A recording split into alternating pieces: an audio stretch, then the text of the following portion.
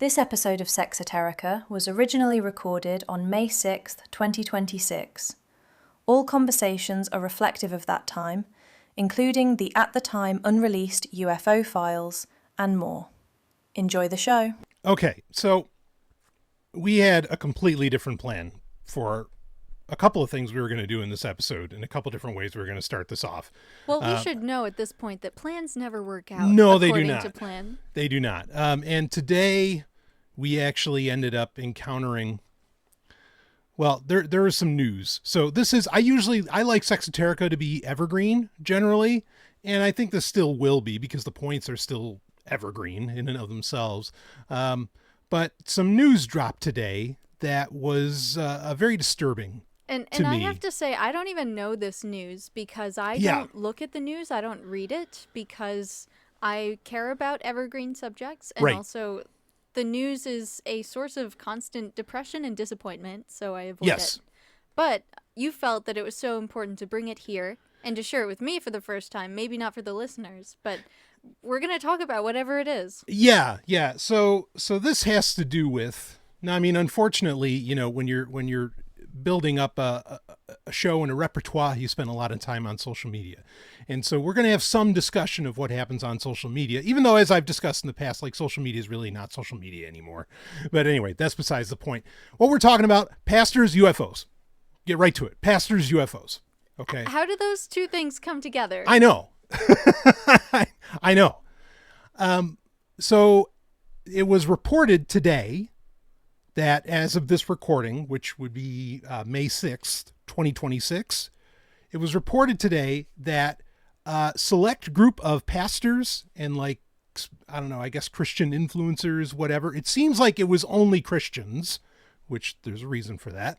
Is that a website? Onlychristians.com? Yeah. Oh. They will show you their ankles. And that's all you're going to see on there. Woo! I kind of want to look this up and just see what's there. Onlychristians.com. Ooh, yeah. This is not an ad. Okay. So I love that.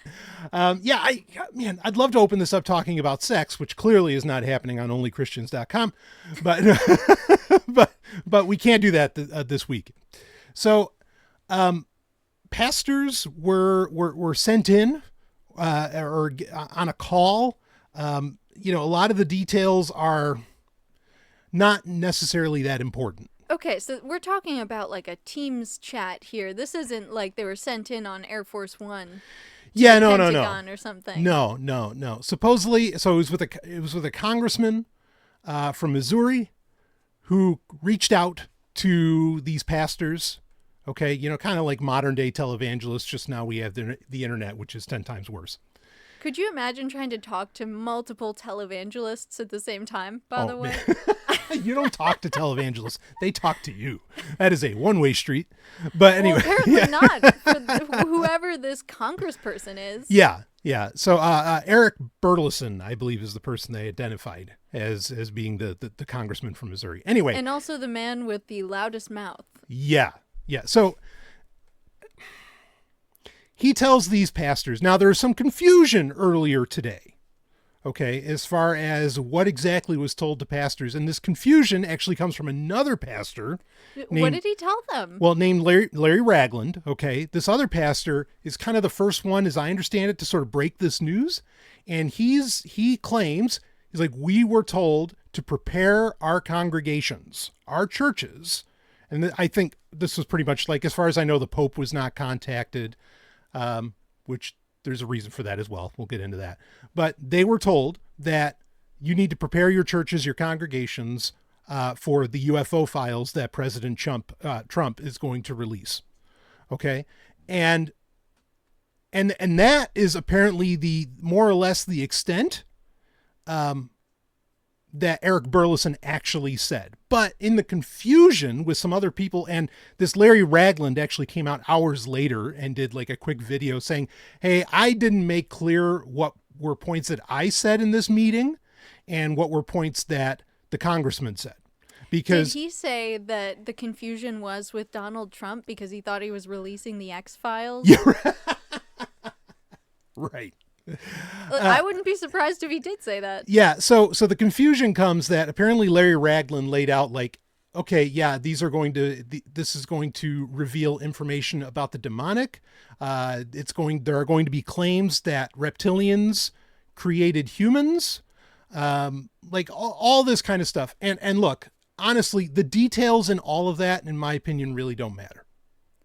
I mean, it's kind of weird whenever you hear Christians talk about aliens and UFOs because they always attribute it to the demonic. And this is something that I think really hit me when I read Lou Elizondo's book. Yeah. I think it was Imminent, where he talked about there's this really core Christian like sect within the government that has a very powerful sway over certain laws that are passed. They have a lot of influence, and they have a incredibly passionate and strong belief in and a lot of money. Their religion. Yeah. And part of that includes the fact to them that aliens and UFOs are demonic.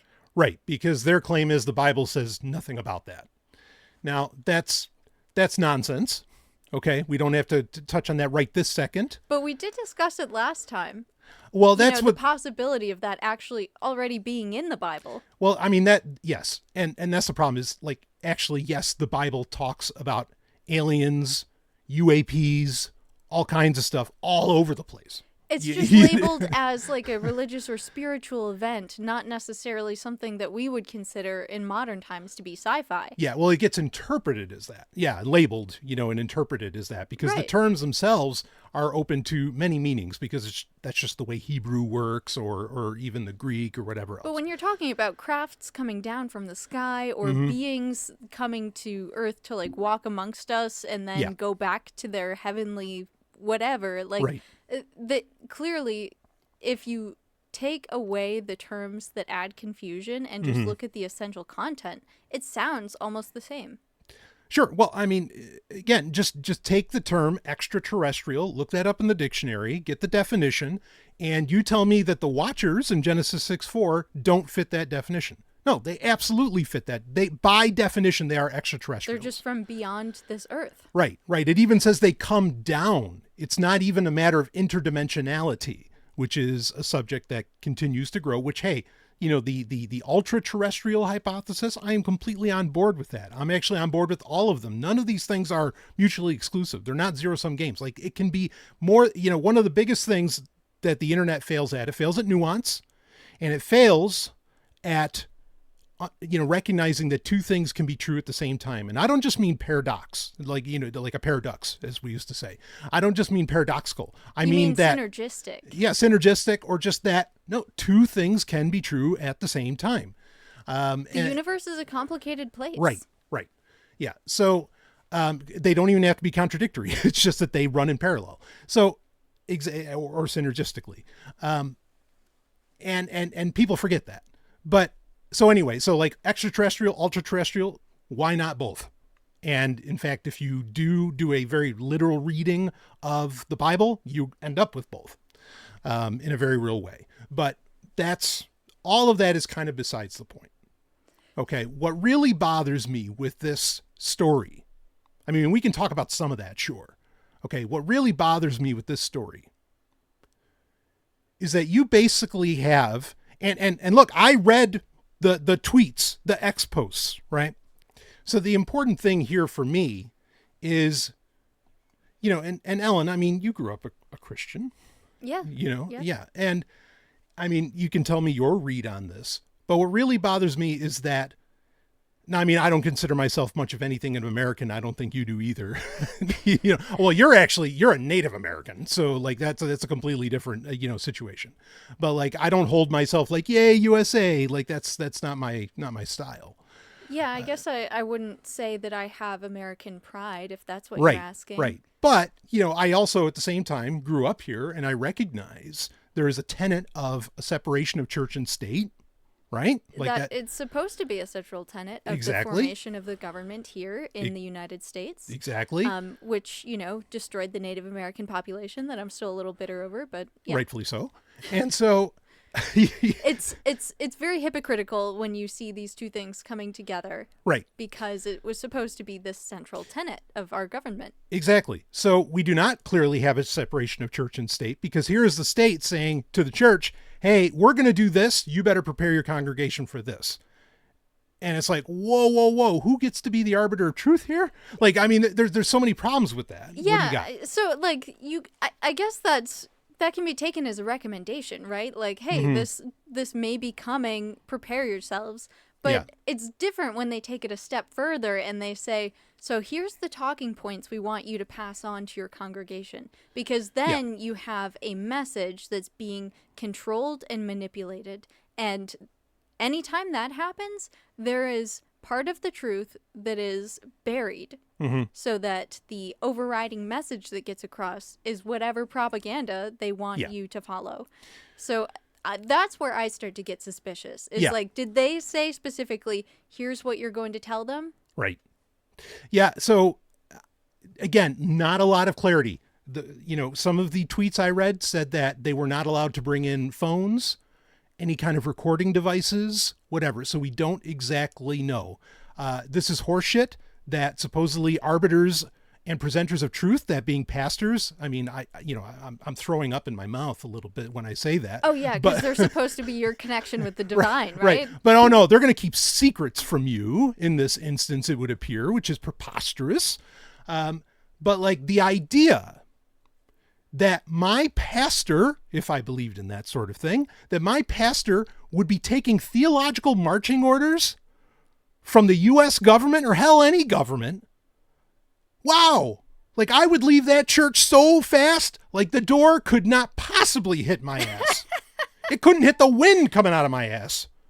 Because I'd be shitting myself so hard thinking, what the fuck did I get myself into? So Christianity is really interesting in that there's so many factions that... Yeah, a lot of denominations. How there's some denominations that would be very patriotic and say, yes, we'll say whatever the government wants us to. Right. But then there's some factions that would say the ultimate source of truth is God. So we're going to tell our congregation whatever God says, not you. So, like, I think it's going to be interesting to see the reaction, and based on denomination, like, what messages are going to come across. Because I do think that this is a topic that a lot of people have been having conversations about, very important conversations over the last few years. And it does need to be talked about more in the popular consciousness, because for a long time, UFOs, UAPs, that sort of phenomena has been laughed at, which is incredibly unfair to people who have experienced some sort of interaction with extraterrestrials or ultra-terrestrials or anything that's, remotely supernatural that isn't straight up demonic or ghosts. Yeah, any non-human intelligence. Yeah, right? So I just think that it's important to have this conversation, period. But how it comes across and what messages are being forced down our throats, I think that's going to be interesting to see how that unfolds. Yeah.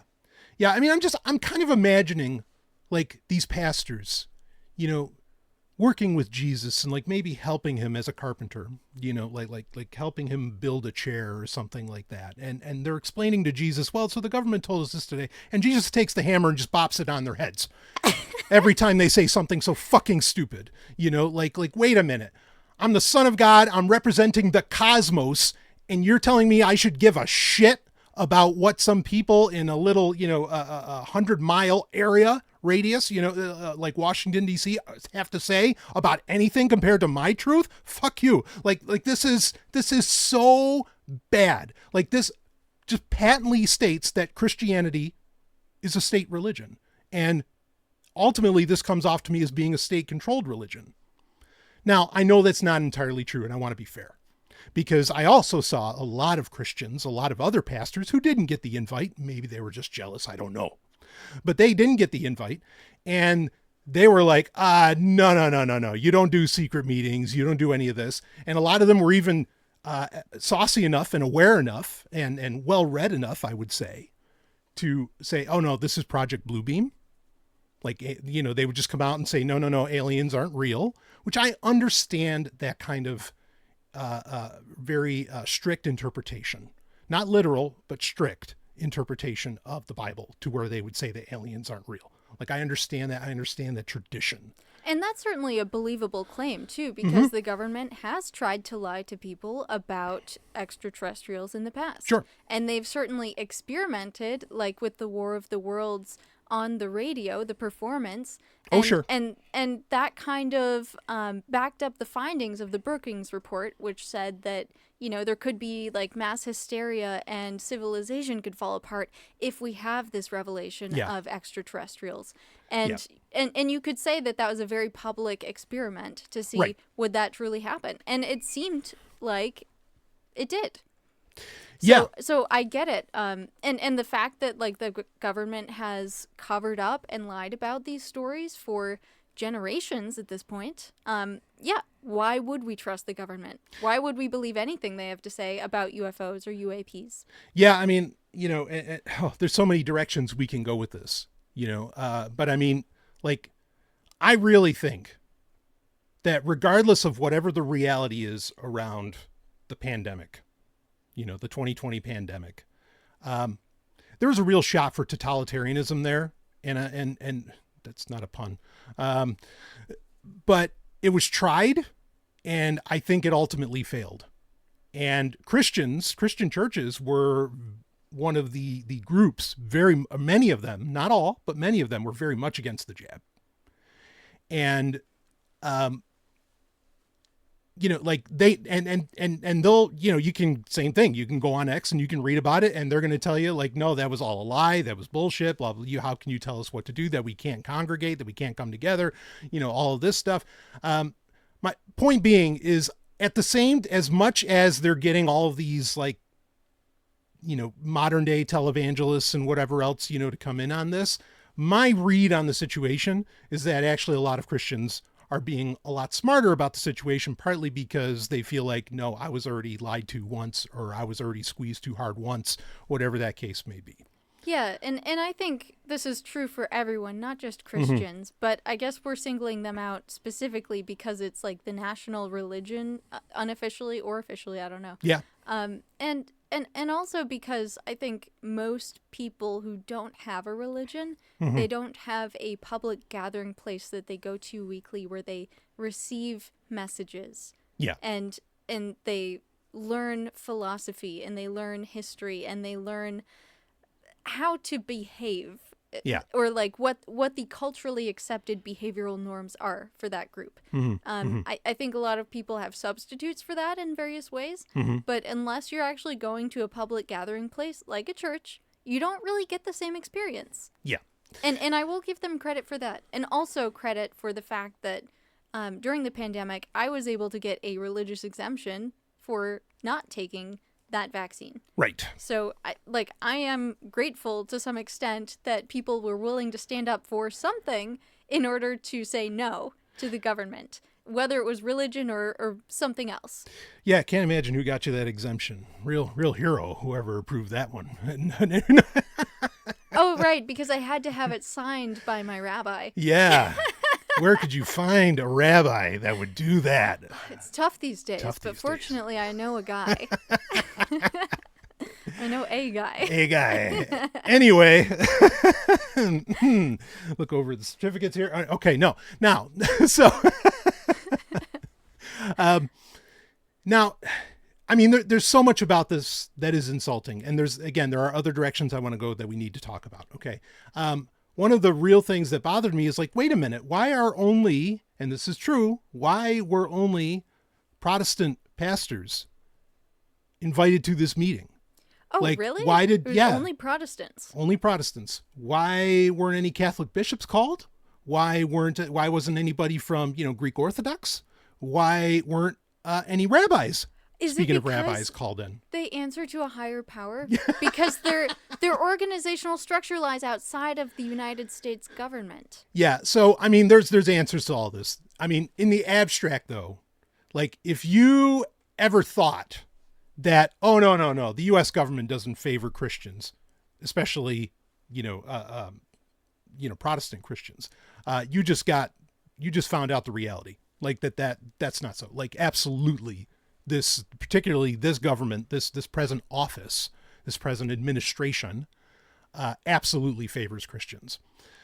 Because if this is that bad that it's going to shake the foundations of the Bible and your congregation, that you had to get a warning, why do the Christians, why are they the only ones that get the inside track? Why are they the only ones that get the warning? Do you think that that's what this is about, favoritism? Or do you think it's more so about preparing the populace so that that decline of civilization doesn't happen? Well, okay. I mean, the reality, there's a very, I think, somewhat simple reason. I mean, the latter part is certainly an interesting theory that you made, about civilization. It's about maintaining control, ultimately. Yeah. I mean, there's a very simple reason for this. And the reason is most other religions aren't dumb enough to think that humans are the only intelligent species on the planet. That's the reason. Okay. And I'll even chalk in Orthodox, Eastern Orthodox and Catholics in there, because, I mean, the Pope came out 20 years ago and said, no, there's no reason that there can't be alien life or intelligent life on other planets. So in Catholicism, that's already law. Like, no, you tell us there's aliens. The Catholics are just like, yeah, whatever. Pope told us that a long time ago. Who cares? Or that it's possible anyway.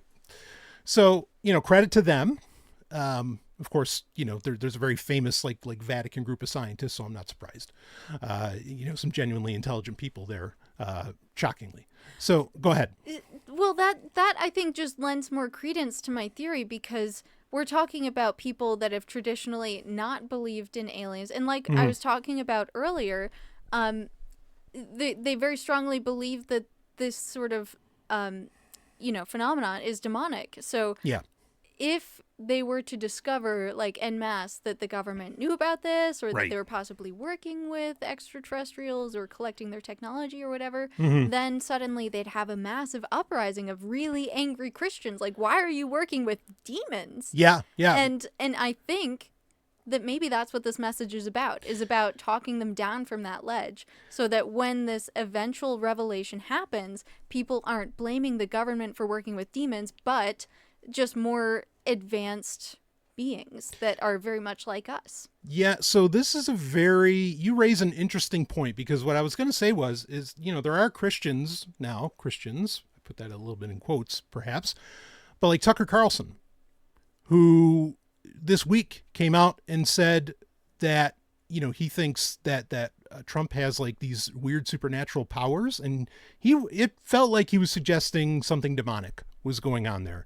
And so I could see this, just as you said that, I didn't think about this before, but just as you were saying that, I could see this as sort of a play into like, oh, no, we know you're worried that, like you say, like that demons are running things, but no, look, we're revealing to you first, because we're actually the good guys. We're not working with demons. We're working with you. Yeah, even though Trump is in Epstein's emails many times. And if we're going to talk about demons, I mean, there's somebody who really was working with them. Like, holy shit. I mean, it's not like all of this is just another distraction along with whatever other war is going on to keep people from begging for the Epstein files. I mean, by no means, there's no way that that's the case here. Not a chance. Yeah, and I hope you hear the sarcasm in my voice. Like, all the rich and powerful people don't want to keep their seats of power. Yeah, because regardless of the reality of extraterrestrials and ultra-terrestrials, and what's the truth there, whatever, we do know the reality that there's sick fucks out there. They're in the Epstein files. They're not getting named. They're not getting prosecuted. That's reality. And why we're not dealing with the reality, and instead we're dealing with all this theological bullshit, man, it drives me nuts. Yeah, the FBI won't investigate allegations of murder, rape, sex trafficking that is related to Jeffrey Epstein or any of the people on his email list. However, they will cover up this evidence for generations and go to great lengths to make sure that people aren't finding out the truth. Yeah. Now, to that point, I think Kash Patel came out and already said that the first tranche, TRANCHE, the first tranche of files about UFOs, which it's interesting that they're actually letting people use the term UFOs. I thought UAP kind of took over, kind of superseded that, but it's whatever. Like X and Twitter, people still call it Twitter, even though like it'll never not be Twitter. Right. And using both terms allows you some degree of obscurity, through I forget how that phrase goes. Anyway, but regardless, the first set of files have been sent to get approved to be released. Hope, I guess this won't be, and I think Trump's terms or his specific phrasing was that what will be revealed will be very interesting. Those are the two words that he used. Oh, just like very interesting. The dinner where that shooter showed up and it was very dramatic and people were making very cryptic remarks just before the dinner started about how very interesting the night was going to be. Oh, and that story got buried so hard. And actually, this might be the replacement story for that because everybody knew that was all set up. And that, man... There's so much bullshit. Like, all these news stories are literally just distracting you from the fact that politicians are fucking you in the ass all the time. Yes. I mean, look, politics has always been showbiz for ugly people. But this administration is like theater and showbiz on a whole other fucking level. It's like reality TV. It is. Literally. Yeah. It is what was the term? A contrived dramality or something like that. That's what the original term for reality television was supposed to be. You are absolutely reality TV. That's what this is. It is such crap to keep you completely distracted from everything else. You're completely right about that, Ellen. Sorry, I have a memory and I keep bringing up these news stories that are like 1 or 2 days old, but they feel ancient at this point. Yeah. Or you could bring up some ancient stuff like where are the $2,000 tariff checks that everybody was supposed to get from Trump? Yeah. Trump, sorry. Oh no, it all went towards the, $5 a gallon gas. Oh, that's right. Like the super expensive energy crisis that we're going into. Yeah, which I think last time gas was hovering around here, I seem to recall that Trump also said that he tweeted, because it was Twitter at the time, he tweeted back in 2012 when Obama was in office, said, gas prices are too high. You need to be, Obama should be fired. Those were his exact words. But I guess we shouldn't fire him. You're fired. Yeah. Yeah, right. Sorry, perfect. His hand used to be like a viper when he did that. Yeah. And I've always wanted to do it back to him. No, people are going to speculate from you saying that. So a couple points, and we've got a whole conversation we're going to get into around good and evil that we're going to spend a good amount of time on, and that is what we originally planned to talk about. We're going to get into that, but part of what I want to get into here is because there's a lot to take away from this. Okay, first off, understand 99% of religions on planet Earth have no problem, no theological issue. It doesn't shake their foundations with the idea that there is some kind of sapient life on other planets or other dimensions, or that there are other, habitable planets or other habitable dimensions. Like, they have no problem with this. Yeah, it's all part of their mythology already. Right. Yeah, very much so. Or their God actually isn't hindered and is so powerful that he can create beings besides humans. Imagine that. What a concept.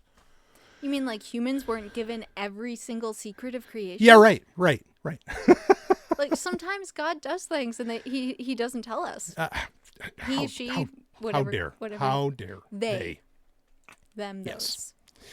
So, that's a really key thing to get. I mean, so like I said earlier, there's actually a good reason that only Protestants were called in because, like I said, they're the only ones with a limited enough mindset and worldview and mentality that this would be a problem. For everybody else, it's like, yeah, well, fuck, we've already known. I mean, like even with, Do Baptists fall into that category? They'd be Protestant. I mean, basically anybody that's not Eastern Orthodox or Catholic, you're Protestant. Oh my God. Yeah, I'm just thinking about the congregation that I was part of as a child. Like, such a limited worldview. And anything outside of that was anathema. Like, you couldn't even discuss it without the wrath of God coming down on you. Yeah. I mean, Mormons would have an issue or would not have an issue. Mormons would not have an issue with this, I don't believe, either. Obviously. Because they already talk about, like, other planets. Like, there's Kolob and other things. Exactly. It's a whole sci-fi story. Oh, yeah. Their story is totally sci-fi. Interesting stuff. But anyway. Seventh-day Adventists, they would have a problem. They would say that it's demonic, and that's the thing is that, coming out of this, I mean, that's going to effectively be, and it looks like that's already what's being said, if you go by what's being said online, I don't know what people are like, boots on the ground Christians are like. Maybe they're far more rational. I hope so. Okay. But they're all basically saying this is going to be the demonic. Like it's not, there are no aliens. It's just all demons. And that's been a thought process. That's been a theory for a very long time in America, in the US. I mean, for decades. And the interesting part to that is that's not entirely untrue. As in like, because then it becomes, and this is something we've talked about in so many episodes of Sexoterica, right? Like, what are demons? First off, they're not inherently quote unquote evil, whatever evil means. We're going to get into that. Okay. Yeah. If you study demonology from multiple different ancient religions, right. Demons are just a term used to categorize the entire umbrella pantheon of beings that are spiritual or energetic in nature. Yeah. Yeah. So, like, and within, say, my own people's, history and texts, okay, like the Zohar has no problem saying, like the Zohar hundreds of years ago knew, yeah, the earth is round. Like it straight up says that long before, anybody else is saying it. Or should I say anybody in Europe was saying it. I got to be really clear on that because there are other religious systems or cultural systems that were well aware as well. Yeah. And all of history, as far as we're taught, is just Western white civilization history. Right. It's certainly not comprehensive, and right. it doesn't cover the history of these various peoples and religions, which are actually much older. Right. Yeah, and I've brought up many times how, like in Judaism, they talk about the 18,000 inhabited worlds. There are the 7 earths, which, depending who you ask, they may translate it a little bit differently as the dimensions or whatever, but regardless of what they are, it talks about 2-headed people, 4-headed people, and they're peoples. Like they are not humans, but they are also beings that have like a spiritual component, as in they pray, they do all these other things. So, and I mean, and then you get into, Islam, of course, has the jinn and whatever. Bottom line being, again, most other religious systems have no problem with this. They're just like, well, yeah, sure. Okay. And it's sad because the Bible itself is one of the best examples we have, even if we're just talking about extraterrestrials and we're talking about like, say, craft that crashed in Roswell or something like that. The Bible's next to like Hindu texts, is one of the best ancient examples we have of ancient writing of craft, coming up and down from earth and everything. I mean, it's fantastic. Either the book of Ezekiel or Elijah or, not the book of Elijah, but the story of Elijah, and so on. These things are, it's all over the place. And so I just want to ask if it's this simple for Christians, because from my understanding, it is this cartoonishly basic. Mm-hmm. But like in baptism, from what I was taught, basically like any energetic being that you might interact with, you have angels, which are like white glowing figures in white wings, gowns and right. have wings. Right. And that's exactly what they look like. And then if there's anything else you see that's spiritual or energetic that's not an angel, it may as well be a demon. Right. That's what you were taught. Yeah. And I'm asking, like, is that your understanding of the majority of Christianity as well? Because I feel like, there's not really good basis for saying that these extraterrestrials are angels or demons in the sense of like good or evil, unless you actually get to interact with them and understand like what it is that they're here for. Yeah, that is my understanding of most of Christianity. Basically sees things in the way you just described. So like if you don't have white flowy robes and wings, you're not an angel. Sorry. Yeah, pretty much. I mean, like you might get into, some might be a little more discerning and say, well, there's cherubim that have like 6 wings, or seraphim, or something like that. And there might be a hierarchy. Very interesting. Yeah. Yeah. That would be great to get that nuance, but right. I don't know that it's there. Yeah, but in general, Christians. Yeah, no. Even though in the book of Revelation, there are these weird beasts described, in heaven that are like, have like 100 eyes, like their entire bodies are made of eyes and all this stuff. And they're not in hell. They're in heaven. Okay. And they're like saying, holy, holy, holy, you know, like they're speaking the name. Okay. So, but you know, again, also most Christians, it's not because it's not in their book. It's because they don't read their book and they don't know.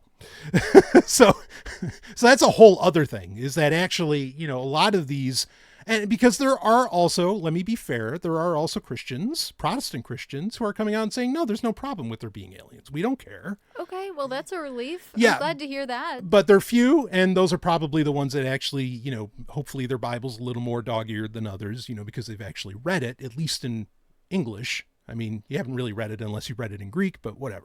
Yeah, I'm just saying, I think a lot of Christians are going to have a really hard time with this stuff. I mean, not saying that the government is giving out the truth, the whole truth, nothing but the truth. Yeah. But the fact that the majority of Earth's religions and cultures have some sort of reference point for extraterrestrials or beings that are not human, that are also not like evil or good entirely. Yeah. They're somewhat ambiguous. Yeah.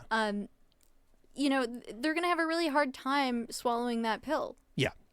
If they don't accept that this is a possibility, that this is a reality, and like instead just are very angry and, you know, wrathful, and try to get vengeance and justice and whatever they see as, you know, their Bible is calling them to action, then I think that's going to lead to some very unfortunate consequences. Yeah, I'll admit. I mean, you know, you mentioned the Brookings report earlier.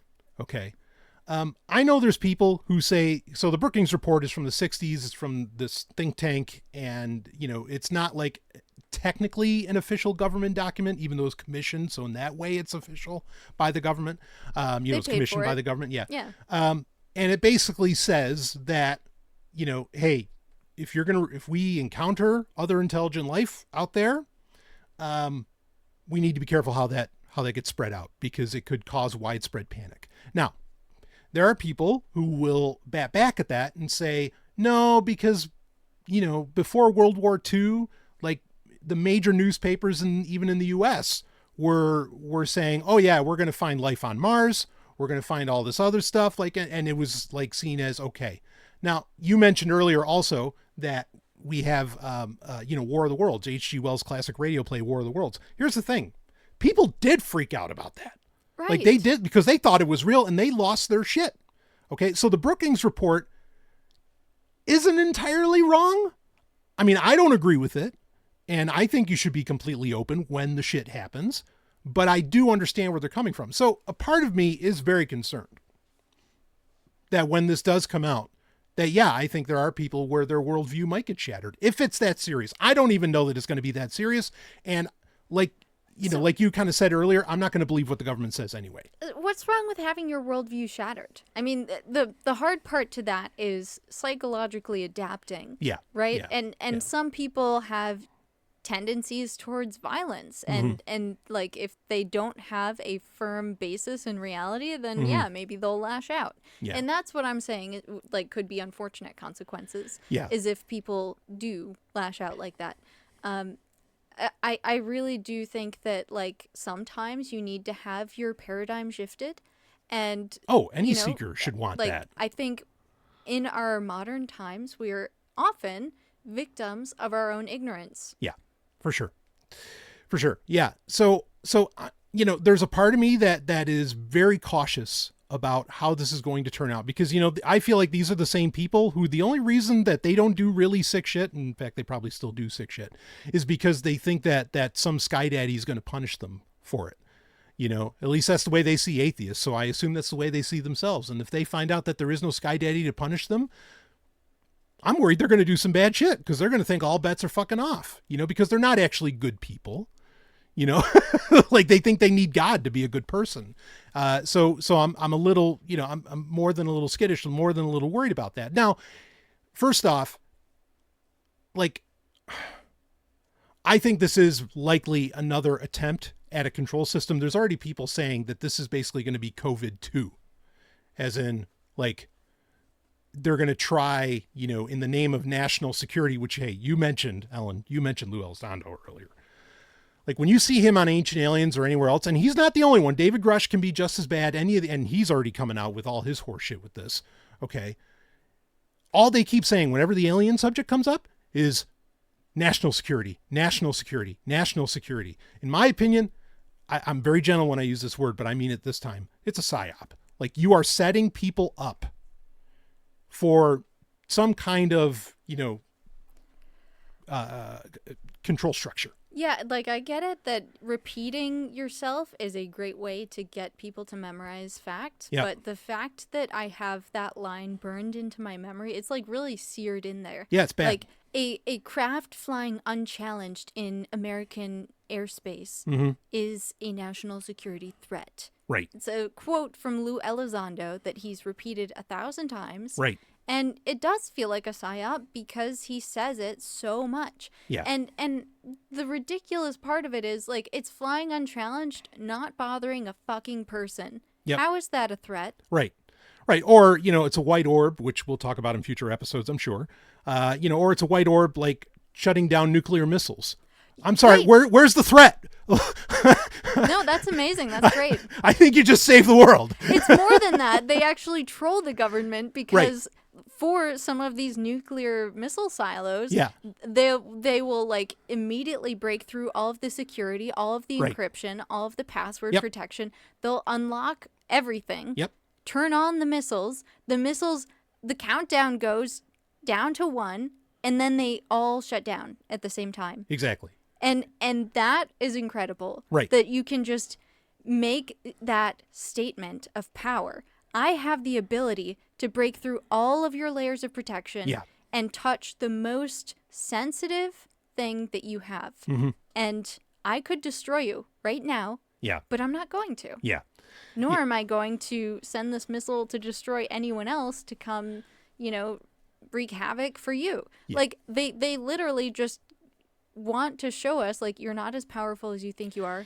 Stop trying to kill each other. Yeah, yeah. I mean, the white orb conversation and the Kordylewski cloud, we'll just drop that here. Okay, is something that we're going to we will. Oh, I would love to talk about that in a future episode. And we shall. But like this, there's a very real chance. I'm just going to say this. There's a very real chance that the entire reason that most of my life, because I was there, that the U.S. and Russia never nuked each other was because of some kind of non-human intelligent intervention. Very, very day the earth stood still kind of stuff, where white orbs were literally turning off missiles. They could and they did. That. Yes. I hope that's true. Yeah, that doesn't mean I'm going to like I'm not saying by any means, I mean, I've famously said this in the past. I'm not saying the enemy of my enemy is my friend necessarily. You got to prove that to me first. Yeah, it's not like they're guardian angels. Like, maybe they are in some way. Right. I mean, the enemy of my enemy is not my friend. It's my enemy until I find out that they're actually my friend. Okay. But that's the American way. Well, is assuming that everything's an enemy until we've, basically put our boot on their face. That's fair. I mean, I'm all fine with like innocent until proven guilty. Okay, like absolutely, like I'm there, and I'll believe that they're acting under best interests. At least it looks like it so far. I'm just saying I don't automatically consider them my friend, and I'm going to bow down and worship them just because they might have saved the planet a few times. As grateful as I am. Okay, but anyway. Yeah, I mean, who that's knows theoretical. What their motivation is? Yeah, that a lot of that's very theoretical. That's the open question. Right. Like, and maybe we can't understand that, but we certainly don't right now. Yeah. Yeah. I mean, the last, I know we want to move on to other subjects here. Okay. But the point I really want to drive home here to listeners, because I've already had people messaging me and asking me, the government is, this is the U.S. government is not in a position of innocent until proven guilty. The U.S. government is in the position of being guilty until proven innocent. And they've already proven their guilt. Over and over again with multiple things, multiple subjects, multiple scenarios, whatever. Okay. I mean, you don't even have to start with MK Ultra. You can go before that. Okay. My bottom line being is that no, you never trust the government. They have done nothing and they just haven't. They have done nothing to earn your trust ever, especially the federal government. Okay. And anything that they release or reveal should be treated with more than a few grains of salt. It should be met with heavy skepticism. And yes, The 3 words Project Blue Beam should be in your mind at all times. And I've been talking about that for over a decade. Way before any of these other fucks have been talking about that. You should absolutely, you assume malevolence when you're dealing with the government every time. And so, you know, and I was somewhat comforted online, on social media of all things, which is amazing to have a positive sensation coming out of being on social media. That so many people were saying, oh, this is Project Bluebeam. This is Project Bluebeam. Good. Even if that's not the case, that skepticism is a attribute of an evolved people. It's a survival trait. Yes.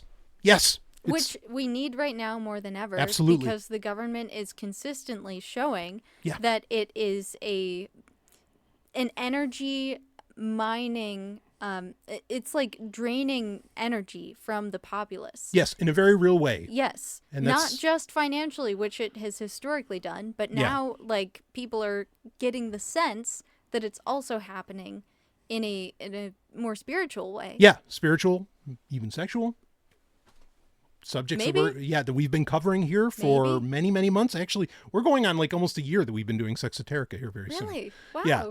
Happy anniversary to us. Right. I mean, Sovereign, you know, everything that is Sovereign has been going for, you know, almost 15 years now. Yes. Much longer history there. Right. But the joy that you and I have had doing this show, we're approaching very quickly, I think, our 1-year anniversary here. So yeah. Sexoterica is like a newer evolution of Sovereign Tech. And a necessary one in these times and with these very subjects. Okay. You know, again, there's nothing to fear in the concept of aliens. I mean, look, even if they do come out, I'll end with this. Even if they do come out and they say like, well, aliens had a hand in creating humanity. You and I, Ellen, just spent 2 whole episodes saying, yeah, in fact, that's what the Bible says, you know, basically, or, you know, at least the Bible and its other interpretations like the Targums and everything else, which are, some of those are more ancient than what we have of the Bible. Okay. And some of that interpretation comes from other sources that we've read in the past. Yeah, a little bit. And I think that it's definitely a worthwhile theory to explore, but there's other reasons to believe that besides that. And I would love to talk about those in future episodes. Yeah. Like having to do with Mars specifically. Right. But we don't have to talk about that here. We have a huge, yes. Yeah, absolutely. In fact, there was how new this was, there's an Egyptian scroll that was found in February, or they released information about it that's like 3,300 years old, and it talks about like giants and everything. And that's, again, I know we keep saying, oh, subject for a future episode, but we've got really great stuff to get into here. So yes, these things have to be. We're going to add this to our list. Right. But I wanted every listener here to just be met by people who are a scientist as well as a religious scholar who, you know, can tell you, like, take this shit with so much skepticism. Like, I mean, you know, meet it with that. Yeah. I mean, I have no idea what they're going to reveal. Do you have any guesses? I don't know. Again, honestly, I think it's just going to be like the Epstein files, where it's like, oh yeah, here's a little sprinkling of this, bunch of like blacked out papers, you know what I mean? Like, and they're going to tell us things we already know. Yeah. It's not going to be a revelation. Right. Because it's almost weird that Trump said very interesting. Like, normally Trump is like, it's going to be huge. It's going to blow your mind, man. You know, like he's so hyperbolic in usually, in my experience of him. Well, he also has the vocabulary of a 5th grader, so I'm not surprised. Like, I think very interesting is probably the most complex speech that he can pull out of his hat. So that's a great point. I think it's going to be something that feels substantial to the populace, or at least some portion of the populace. Right. But, you know, to others, it's going to be like, what? Yeah. Of course. Yeah. We already know this. Yeah. So, and again, you know, as far as like the demonic theory, as we've talked about many times, and I have said many times over the years, look, in especially in Judaism, like the demonic, it says it straight. If you could see the demonic realm, you'd be blind, because it's everywhere. Okay. So like this idea that, oh, it's the demonic, not entirely wrong, because there is this realm that is all around you, but it's all around you. It's everything. And it's not inherently evil. So with that said, let's talk about good and evil.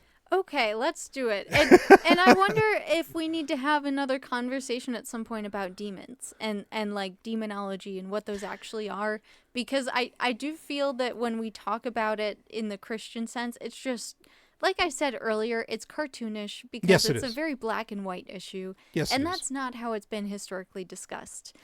Yeah. We can certainly get into that more. Because I mean, it's an area I'll also add in not just like a scholarly insight, but also personal insight into. So yeah, we can talk about that in the future as well. Yeah, and it is relevant to the conversation that I want to have now Yeah, about good so it and might evil. come up a bit. Because this concept of good and evil, like we've been talking about, it's a very black and white dichotomy. Yes. And I think these words have been used so frequently that they've almost lost their meaning. Yeah. And I think we need to discover, again, what the meaning and origin of these words really are and some of the nuances within them, because it's very important to the conversation we're having right now about demons, about spiritual energy. These are concepts that are central and core to this idea 100%. of the dichotomy of good and evil. So just starting out, I mean, I'll start with the basic definition of evil, which is in general defined as immoral behavior, something that causes pain and suffering, wickedness, which we'll come back to later. Okay. There's a difference between personal moral evil and natural evil, and those are exactly what you think they are. Like one is purposefully choosing to enact an evil thing, and then natural evil is just events that are unfortunate that hurt people, but there doesn't seem to be any real cause. And this is kind of where the idea of like, you know, God is either omnipotent, but he doesn't care because all these bad things happen, or he's not omnipotent, therefore he's a liar because he's not seeing all of these bad things happening and stopping them. Right. So then, in addition to all of those other things I listed for evil, demonic also falls within that definition. Okay. Supernatural, which I thought was very strange. Like, demonic and supernatural also fall into the definition of evil. This is according to Wikipedia, by the way. I mean, there's a weird logic to that, in that everything that is natural is of God. Now, that creates a theological problem, but we don't have to get into that, or at least not right now. It does, because God created everything, including... Yes. Yeah, the book of Isaiah... Including Lucifer. Yes, yeah. The book of Isaiah actually says straight that, yes, God created evil. Christians hate this verse, and that's why there's so many different biblical or Bible versions out there, because, you know, they want to make things sound neat and clean for their theologies. But yeah, well, that's another part of the confusion, is that God that created good and evil, that dichotomy, is not the same God that is like smiting people for worshiping a golden calf, you know, different gods. Anyway, so other things that fall into that category are immorality and strife. Okay. So I feel like this is a pretty broad spray. I mean, just first glance, what do you think about these? Because we're going from immoral behavior, so we're making statements about morality. Yeah. And then we're talking about pain and suffering, and then we're talking about demonic, supernatural things. So what do I? So give me the question one more time. Like, what do I agree that this fits under evil? Is that what you're saying? Yeah, I mean, just baseline this description of evil from Wikipedia. Do you feel like it more or less covers the general concepts? The conventional concept of evil, yes. Conventional. It does describe that. Yeah, and I do want to talk about this a little bit, like the parts that we kind of agree with and don't. And then we can go deeper into this idea of wickedness, which has a very interesting history. Okay. Just like Donald Trump said about these files. Very interesting. Very interesting. Okay. So, like, immoral behavior, I do want to talk about that, because morality is something that I think people fall back on quite a bit. Sure. And it's not always what it's cracked up to be. Well, so, okay. I mean, I don't want to like sidestep all this, because I think that this is really, really important to, you know, to get into. And, you know, we're talking about most religions, or many, I should not say most. Many religions do have some kind of concept of morality. Okay. Right. And it's argued in some of these sources that morality is a universal human condition. Like it's a universal amongst human cultures, that there is good and evil, that this dichotomy exists, and that morality, which is like the idea of using evaluative judgments to make evaluations of actions or things that people say.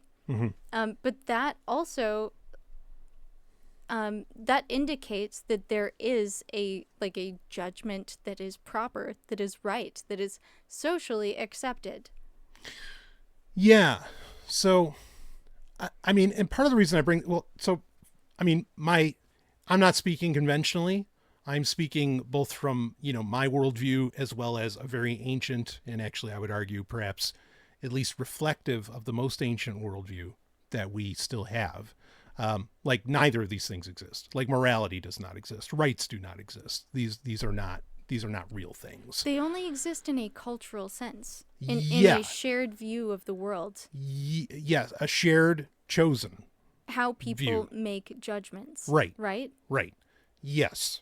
But that's, that I don't want, it's not modern because these ideas have been around for a very long time. But they're not a part of, there's confusion in the language, but please continue. Yeah. So no, I think this is important to bring up because the definition of evil covers multiple things. So morality, making judgments on people's actions, is one of them. The other, which I think you were hinting at, is the idea of things that cause pain and suffering, which if we're saying morality is not universal, therefore it's not actually a thing, right, which I think some ancient Western philosophers would agree with you. What is real is the pain and suffering that people experience. For sure. Yeah. And that does also fall under this overall arching definition of evil. And I believe that that's the perspective that you're coming at this from, is that your ethics are based on what causes suffering or what causes pleasure and happiness, right? Like this is more of a biological definition. If you're asking where I am coming from, I am coming from a position of purity and impurity. That's a position that I am coming from. And purity and impurity are reflective of, purity is harmony, impurity is chaos. Okay. And that's that. Now, chaos has to do with pain and suffering. That is a problem. Okay. Just like harmony has to do with pleasure. Is chaos a problem? Well, okay. So in a math, I want to question that. No, please. Yeah, please. I don't believe that you actually believe that chaos is a problem. Okay. So yeah. So there's a word that I can use instead that I want to be careful with. Okay. And we talked about this a year ago. Okay. The word is entropy. All right. And we talked about neg entropy. That's such a weird word. We talked about this many, many months ago. Okay. And so, okay. So just very quickly. All right. I'm going to try and say this very quickly. If we are to take the, say, Kabbalah or Prisca Theologia as the original spiritual science and understanding of how the universe works, and that which was transmitted by, we'll just say, entities and energies of the universe. Okay. And if Torah reflects that in any way, okay, very quickly, Torah is a library. It's not just one book, and it's written by multiple authors that come from different traditions. Now, the most important tradition, in my opinion, is what's called the priestly author, okay, as compared to the Deuteronomist or the Elohist. And so you can see when you actually read the Hebrew, you can see which writer is writing what. All right, I'm good. Again, that's all I'm going to say on that. So the most important through line to follow is the priestly source, what's called the priestly source in the documentary hypothesis. And the priestly source, there is no fall of man. Like this idea of sin, this, original sin and all this stuff, that's new stuff. That's 2nd century CE Christian invention. Jews don't believe that. They don't believe that now. To a Jew, sin, evil is quite simply just breaking like any of the 613 mitzvot. That's evil.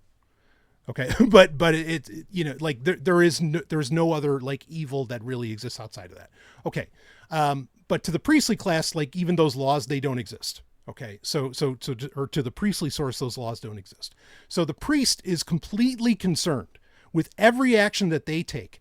Does it create more harmony or does it create entropy? Does it create chaos in the universe? Okay. In fact, the exact word for evil in the Hebrew in Torah is tumna. And but it doesn't really mean evil. The other way they'll describe it is as the deep. So for the priests, evil is actions that are taken that basically, like, in fact, they'll use the word for the deep. By the deep, I mean like in the origin story of Genesis 1, where like the firmament and the land were not yet separated. Okay. And so their concern is like the way they describe what happens with Noah's Ark, when the rain comes down, the firmament, the window of heaven was broken. And so, like the order of the universe has been fucked with, and thus life is going to be destroyed. That's evil to in my definition, and to, again, one of the most ancient sources we have. Okay. And so the concern is not with like, I mean, yeah, there is that killing is evil, quote unquote, because it does create this what could be called chaos or entropy or lack of life, or it's anti-life. All right. Wow, there's so many places. I'm sorry. There's so many places I want to go with this, but please ask your questions. So how does this fit in with hedonism? Because every time we've talked about this in the past, what you've stated is that like things that bring pleasure and happiness are good, mm-hmm. and that which brings pain and suffering is not good. Well, and that's like the basis of all ethics for the hedonists. Yes. So ethics are different from ethics is different from morality. Well, it's only different in a sense of degrees, because when you talk about ethics and morality, like morality is actually just a branch of ethics. In a way, yeah. Like, yes, okay, I get you from a philosophical standpoint. So ethics is the branch of philosophy which addresses questions of morality. Yeah. Okay. So there's a philosopher who I'm not a fan of, who would actually be to sidestep all of this. He would use a term called universals instead of using ethics or morality, because he recognized, and rightfully so, that those are loaded terms that are often, subjective, dependent upon culture and time. And so the idea would be, and what I have said for many years, are what are called biological universals. Basically, like you have, like, so for example, empathy, I feel like I sound like a broken record, but actually new listeners probably would have never heard this. Empathy is not a choice. Empathy is something you are that is programmatic. It is biologically a part of you. Rats have empathy, right? As I famously say, and they do. Okay. And so within that, like that is not a matter of morality. That is actually a matter of biology. Okay. Yeah, so it's also a survival trait in the sense that babies 100%. Have to have empathy for their parents and vice versa. Right. And the survival trait is spot on. Okay. Because what is it about? The action. So if we were to use the terms good, what is good? What is good is something that affirms life. What is evil is something that is anti-life. Like if I'm going to use the terms good and evil, but I have problems with those terms. And that's again, also they're from loaded. A human perspective, right? Because you were talking earlier about a universal scale of morality. Well, yes, but that's tough because we are co-creative beings. And the ancient priests would recognize that their actions affected the universe. Even the washing of their hands, would like all of these things, like they, whether you believe them or not, it doesn't, that's inconsequential. Their belief is that doing these actions actually continue harmony in the universe. Okay. And so, and it's actually staving off entropy. It's fighting off this chaos, this destruction, this anti-life force, or anti-life action. It's keeping the universe from eating itself. So, like the things you do on the minute scale reflect on, the micro reflects on the macro, I guess is a way that we could say it. What do you got? Well, that's very interesting. And I was going to save this point for closer to the end, but you brought up universals again, and I think that this might be a good time to bring this concept in. So there are some universal dichotomies that are, again, I think falsely termed as universal because there are, in fact, exceptions. And anywhere that there's an exception, that means it's not a universal law.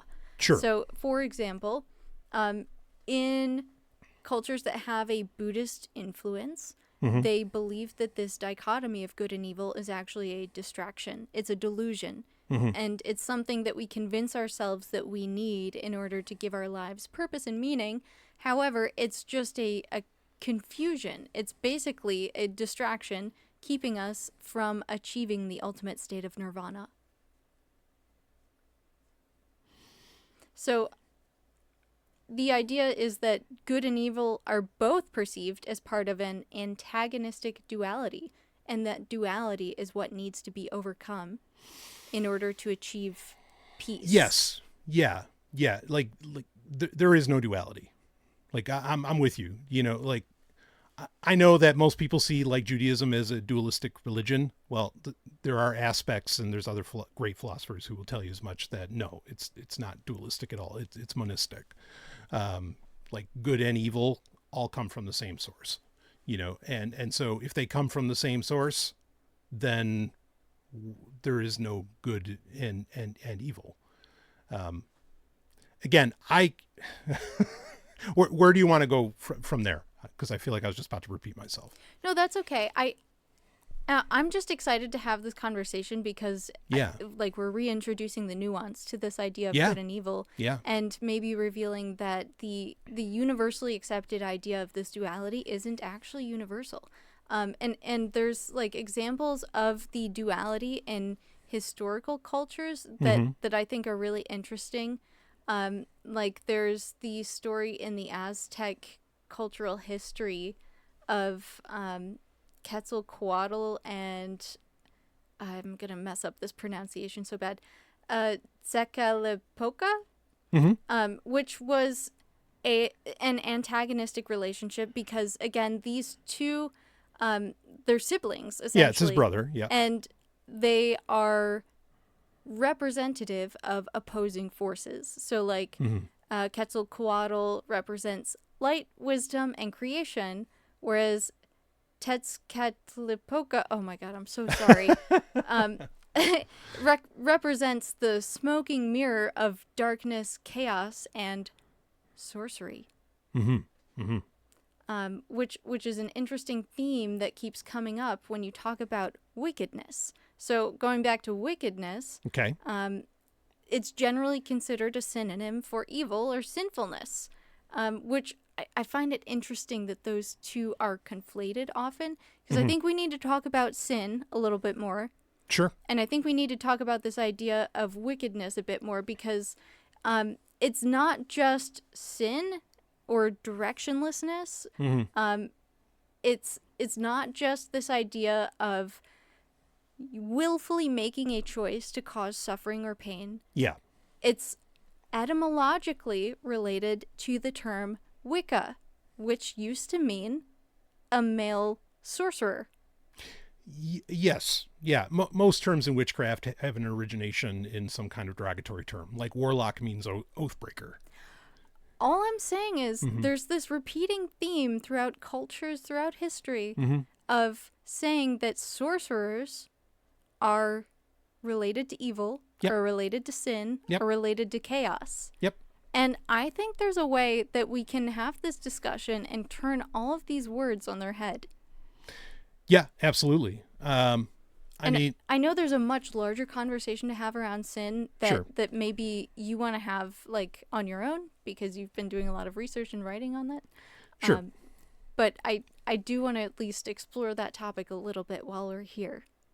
Yeah. So, well, your point about, Wicca and, witches and like the, those terms being terms of derision or based on terms of derision. I mean, this is the problem with the word sin itself. And I'll be very brief. Sin is is a Mesopotamian goddess of the moon. Okay.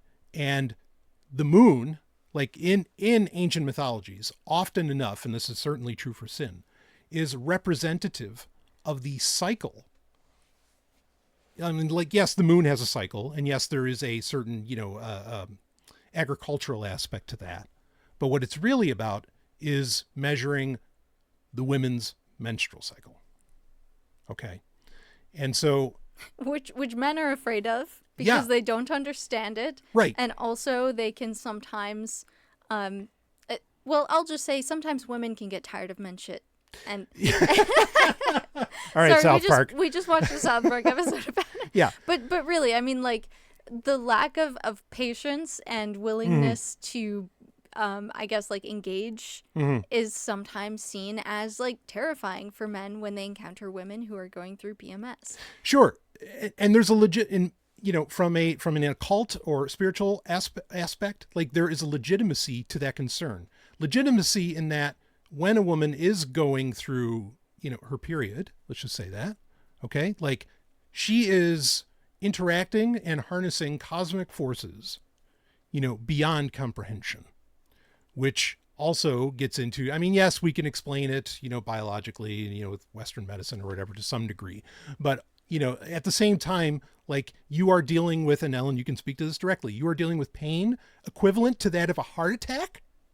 Yeah, that's factually true. Right. And I mean, that's like the best way that it can be evaluated. Right. In terms of words. But like, there have been studies showing that that's true. Yes. Like the pain rating is about the same. Yes. But you're also talking about something that is causing like a personality change for people throughout the month. Right. So there is something, and not just a personality change, like behavioral changes, outlooks, perspectives shift, interests shift. I mean, this is a very dramatic change for women. Yes. And yes, it does have an energetic component in the sense of, like, there's a spring, summer, winter, fall that women go through, if you want to put it that way. Yeah. And your period, your PMS, the few days before your period starts, and then maybe the first day or two is like winter. Right. And then you get into spring, summer, and fall.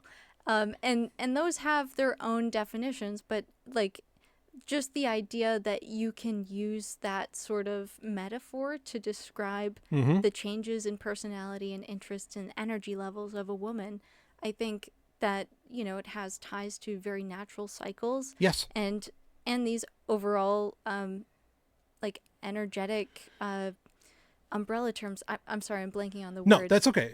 But I mean, yeah. And this is very ancient, what you just described. Okay. Because I mean, you have a month, which comes from the word moon. Okay. Like that, like they are related because it's part of the moon cycle. That's where the month comes from. The week. Okay. Now the grand mystery is, where does the week come from? We have no idea, like who the fuck came up with the week. Part of that comes from what you just described.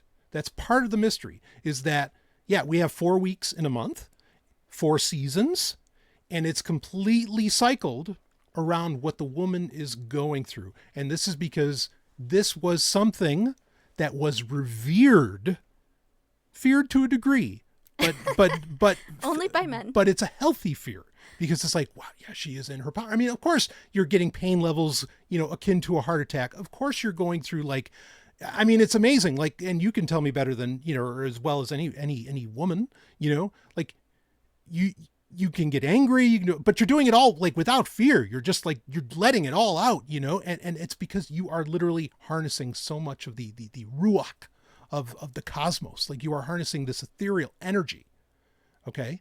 Yeah. So no shit, that like, you're not exactly the same person because you are in a different type of fullness.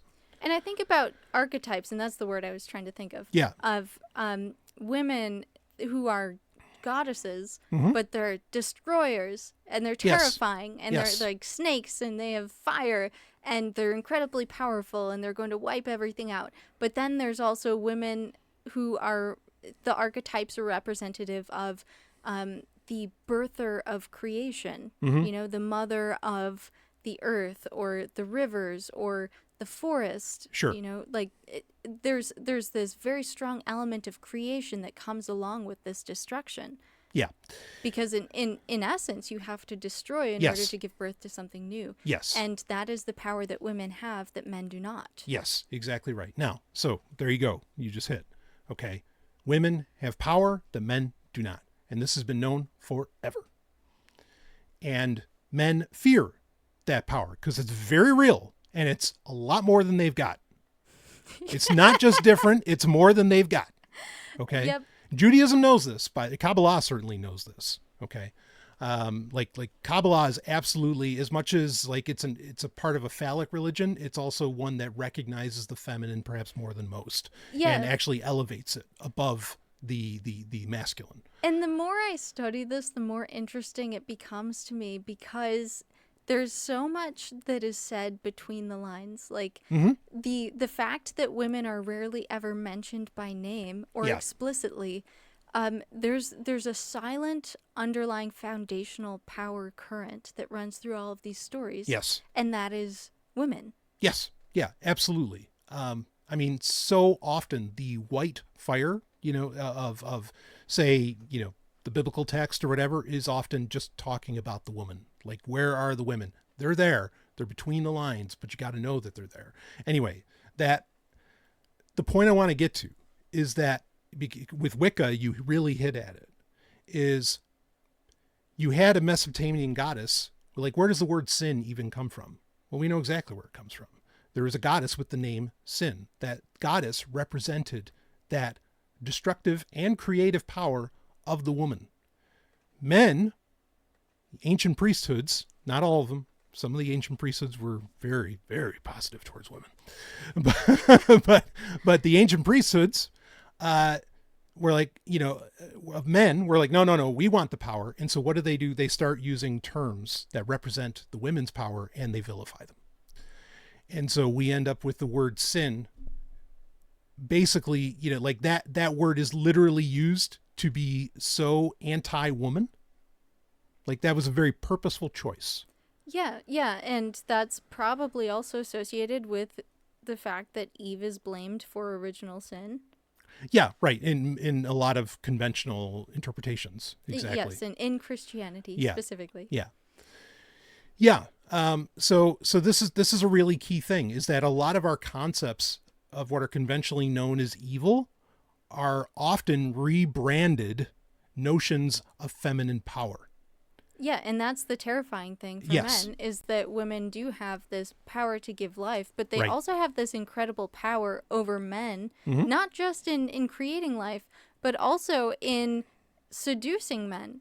Yes. Like, men know that women are at the core of everything they do. Yeah. Yeah. Absolutely. You know, I mean, and they're so terrified to admit that. Yeah. That they want recognition, that they want love, that they want intimacy. Mm-hmm. And that is why they try so hard to be impressive. Yeah. That is why they try so hard to be seen and heard. Yeah. Well, I mean, this is, you know, in Christianity, I mean, you know, we have so many like novels and even scholarly texts that talk about how Mary Magdalene, you know, was held down from her importance within Christianity. And, you know, I mean, like in Catholicism, women can't be in the priesthood. It's not until fairly recently that women were allowed to hold perhaps a pastoral office or to even give a sermon. And every time I hear this restriction on women, it's coming from a place of fear in men, because they know that they're easily seduced. Yeah. Men know that they're weak when it comes to women. And that's why they're banning them from all of these organizations. Sure. They're keeping the power to themselves. Yeah, I mean, and this really gets at the heart of it. And this is why I love when you said you wanted to talk about this. I mean, because so much of our concepts of good and evil, again, are just based around demonize the woman. like villainize the woman. And I do want to just make a clarification that I'm just talking about cis men. This is nothing about trans or gay or bisexual or like asexual. All of it. Yeah. 100%. Be attracted to what you want to be. I'm just saying for the vast majority of cis men. Yeah. Or like maybe you're not interested in that, and that's okay too. No, 100%. I'm just saying the power structures in the world are built on cis men, and this is the fear that they've carried with them throughout the millennia. Right. Yeah. Yeah. So, I mean, is there somewhere you want to go from here? I certainly have more comments I wouldn't mind making, but I mean... Yeah, I mean, so we did say we were going to talk about good and evil. I just want to briefly get in good because I feel like we're going to talk a lot more about evil than good. Yeah. And I just want to give it a fair shake. So, like, this whole idea of good is also somewhat nebulous, but it has more to do with the right or desirable qualities of a person, like in the sense of desirable, not just moral judgment, but also like pleasurable, happy, supportive of life. There's also a side to good, quote unquote, that was developed by our favorite Western philosophers like Plato, Aristotle, Socrates, and their dialogues on this. Ours in quotes. Yeah, sorry. That's okay. Keep going. Just America was built on the ideas laid out by these philosophers. Sure. And I don't want to say they're necessarily right all the time or comprehensive or even original, but this is the foundation of a lot of what we're taught here in the Western world.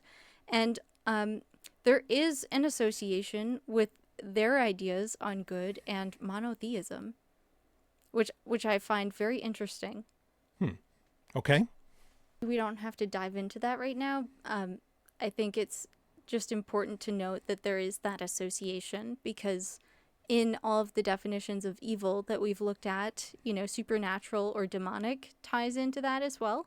So, like, in this idea of good, the concept that there's one God and that God created the universe and that he created good and evil. Like, if there was more than one God, the concept of good would be a little more confusing, right? Because then we'd have these archetypes of different types of energy. And then you can't exactly say, like, well, this one's clearly the right one, and this one's clearly wrong, or this one's sensible, and this one's not, or this one's desirable, and this one's not, because there's so many counteracting forces that you can't imagine the universe without one or the other. It's like saying, I think fire is the best element.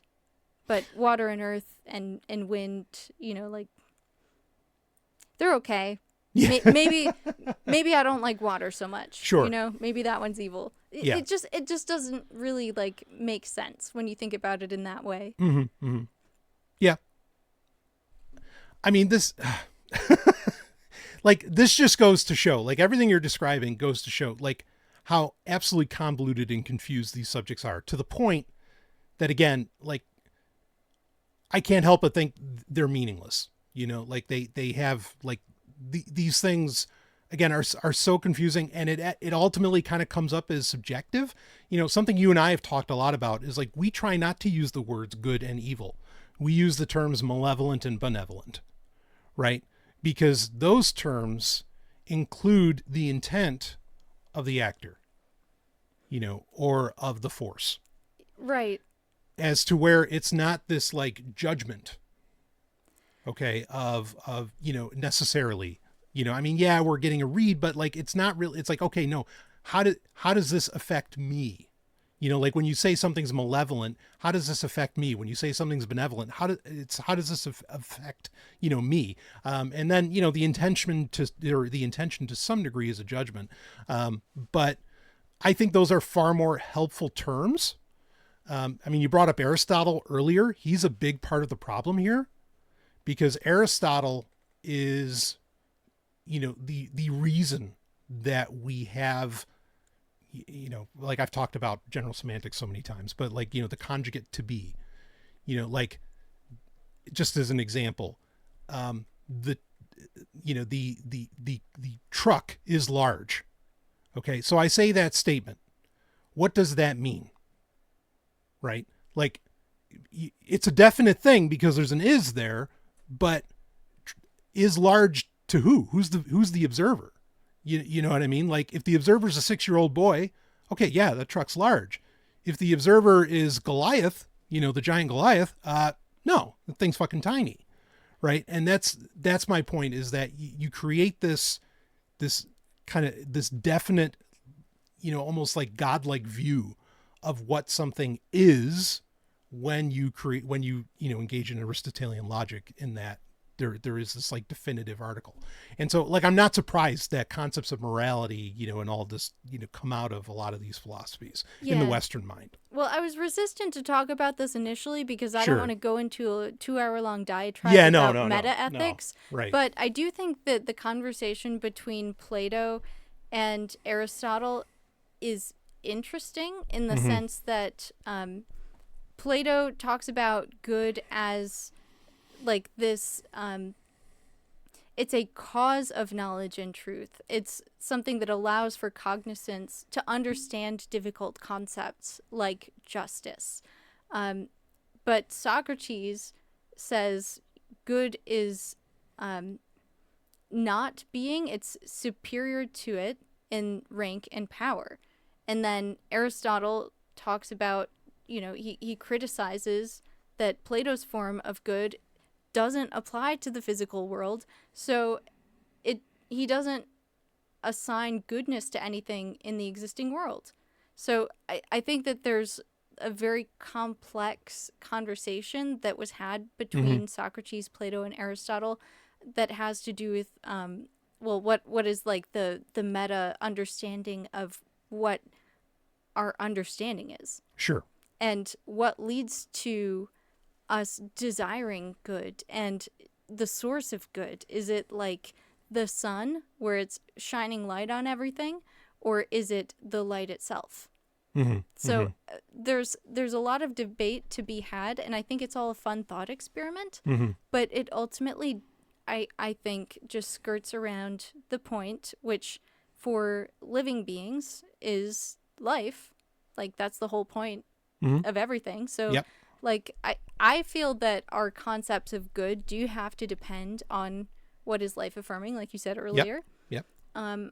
And that's a conversation that I don't want to go too much further into, because we already have explored this quite a bit.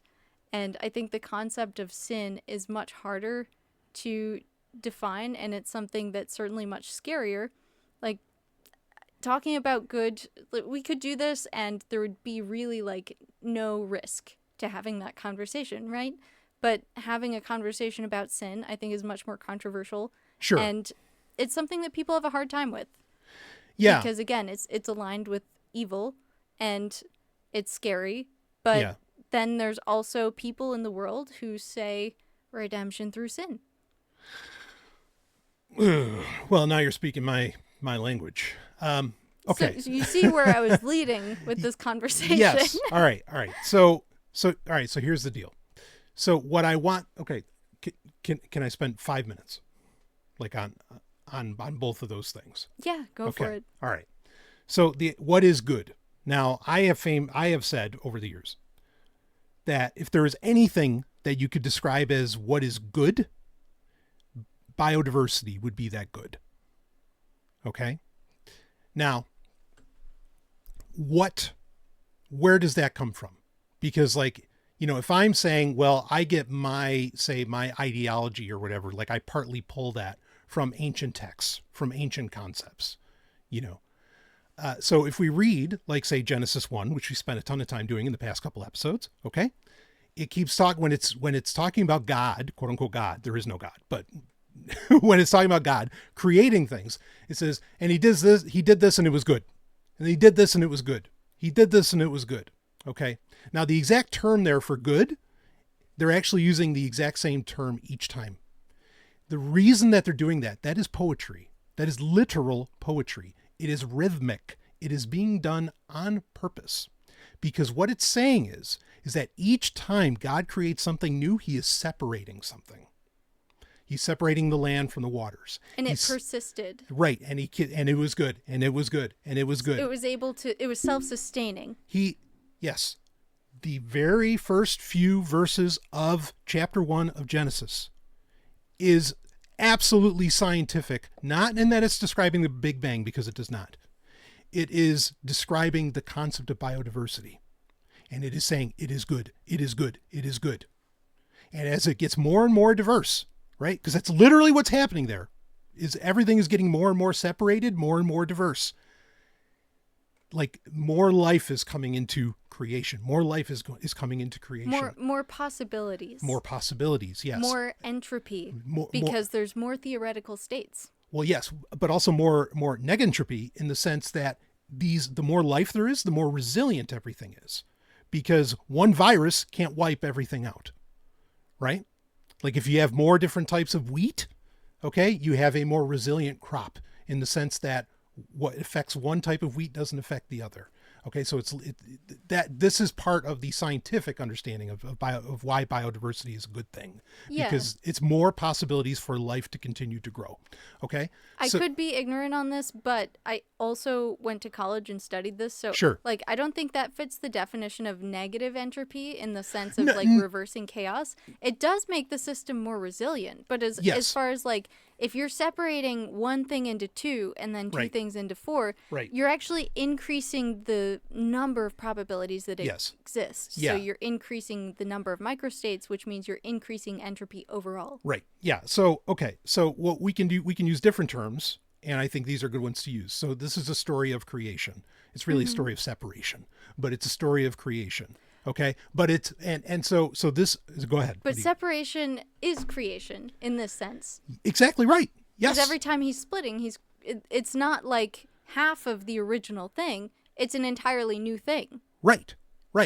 Yes. Okay. So this is good. Like if there is a good, it is biodiversity. It is that, and biodiversity is reflective of the concept of life affirmation. Right. We want more life. Everything you do is about making sure that there is more life.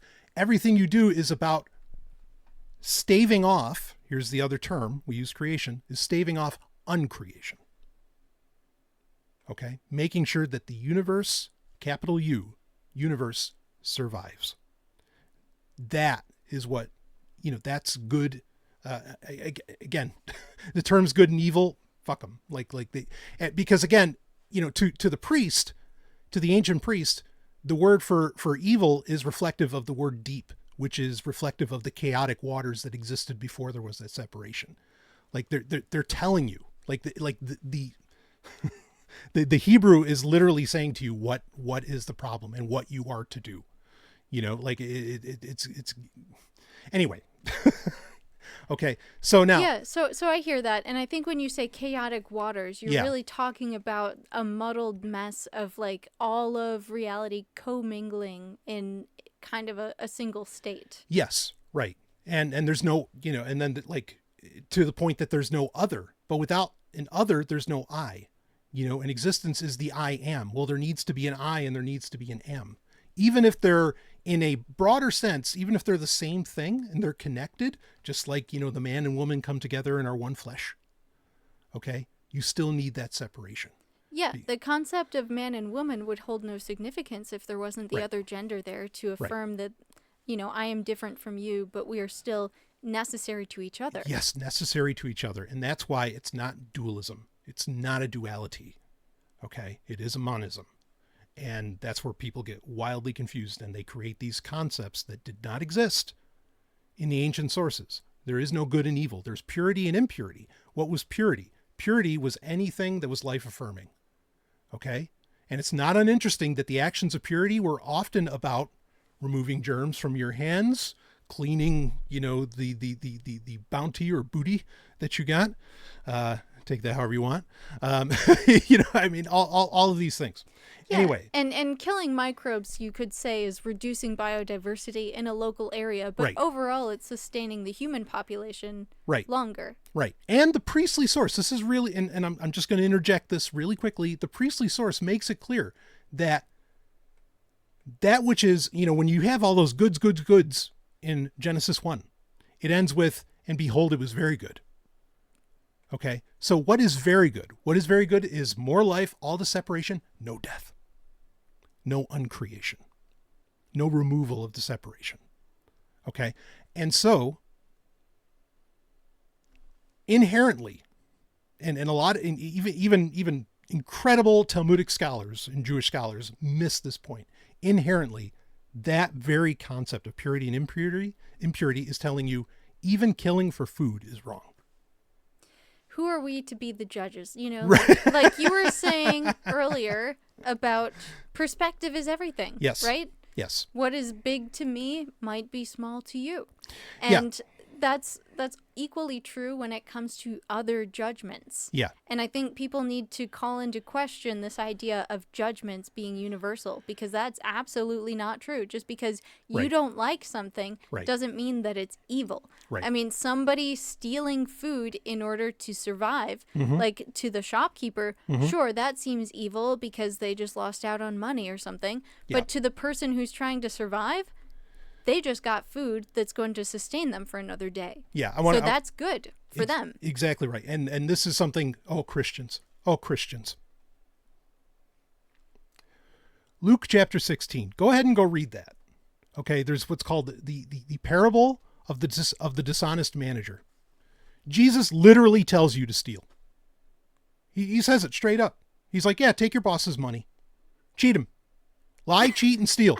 That's literally what Jesus tells people to do in that. Go and read it, folks. Wait, why does he say that? Is the manager that's dishonest being parasitic on their workers? No. So the manager is the good guy in this. Because not much hasn't changed. Yeah.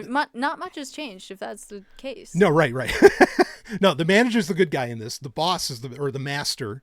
I think the direct translation would be master. The master is the guy above him. Okay. And the master tells this manager who's like, supposed to be collecting for all this grain and, here's your bill and give me the money for that or whatever.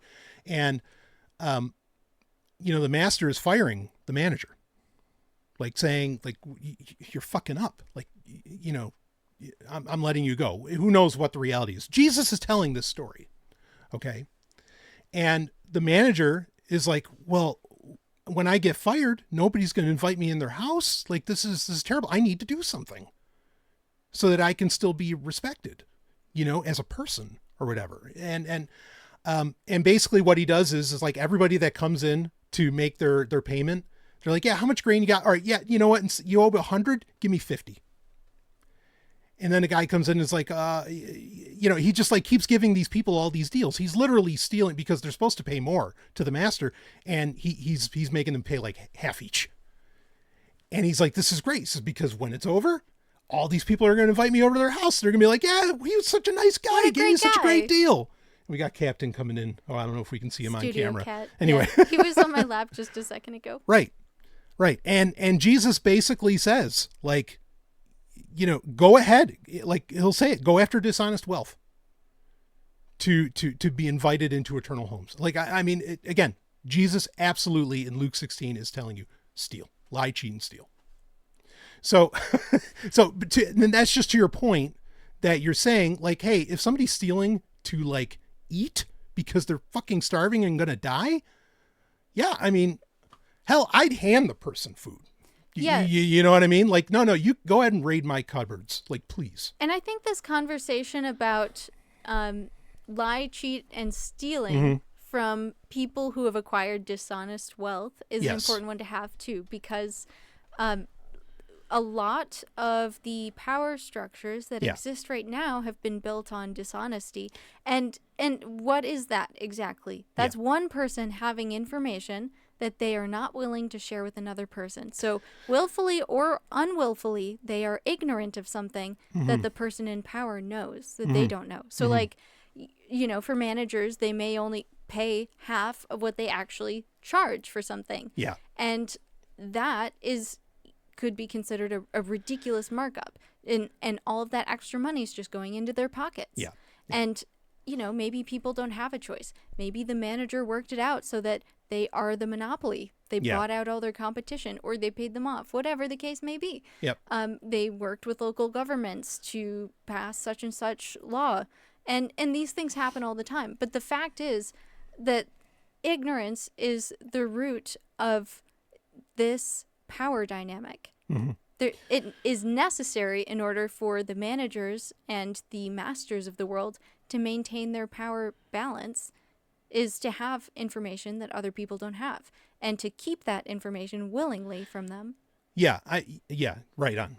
And I think like Jesus's point with the story in Luke 16 is like, if it is something that increases life and love, which, look, these fucking 1% asshole billionaires.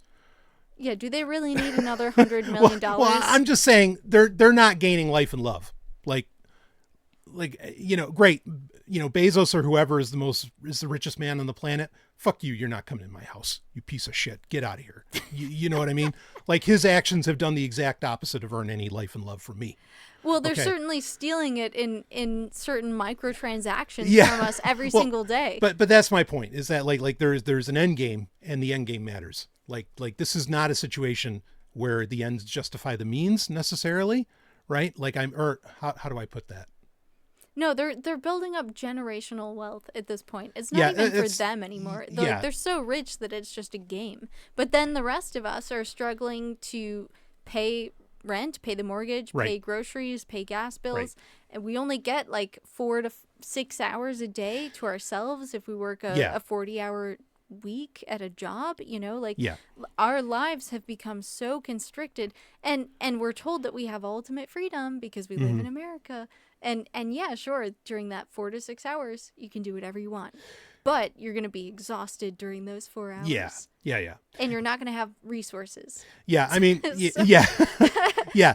I guess bottom line, like, Jesus isn't like telling you this is how to get rich, because he also wouldn't tell you to get rich, despite what Joel Osteen might say. No, because being rich isn't actually how you become happy and loved. Exactly right. Yeah. So, okay. So I want to bring this back. I just wanted to bring that up because, like, you raised a great point about, no, there's times where, you steal. Okay. Like, it's okay. Definitely. And that even Christians, even Jesus would tell you to do that. So, okay. And this is like, when you live in an insane world, when you live in a sick society, right, you have to be the sick person. Yeah. In order to maintain your sanity. Yeah, I mean, it's funny, actually. I think Luke 16 even says that. Like Jesus says that, like, and of course he's talking about his time, but it's, if his words are eternal, it should affect this time as well. He says, this generation is more shrewd dealing with itself than the children of light are, which is a very interesting point. Like, he's kind of recognizing, saying, like, yeah, in a perfect world, you wouldn't steal, but this generation needs to do what it needs to do. Okay, and by all means, this generation, 21st century, you need to do what you need to do. We need to do what we need to do in order to survive. Yeah. If you need a rabbi to, like, sign something, drop me an email. I got you. Okay, so now.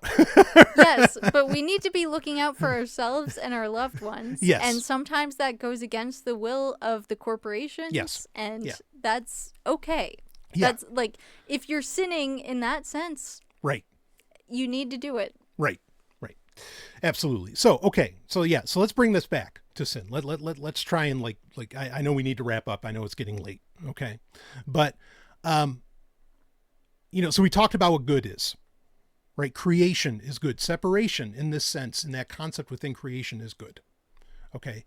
And so evil, if we're to use such a term, would be the opposite of that, right? Like that would be that's how most people would think. And it's not unfair. So to say evil would be uncreation.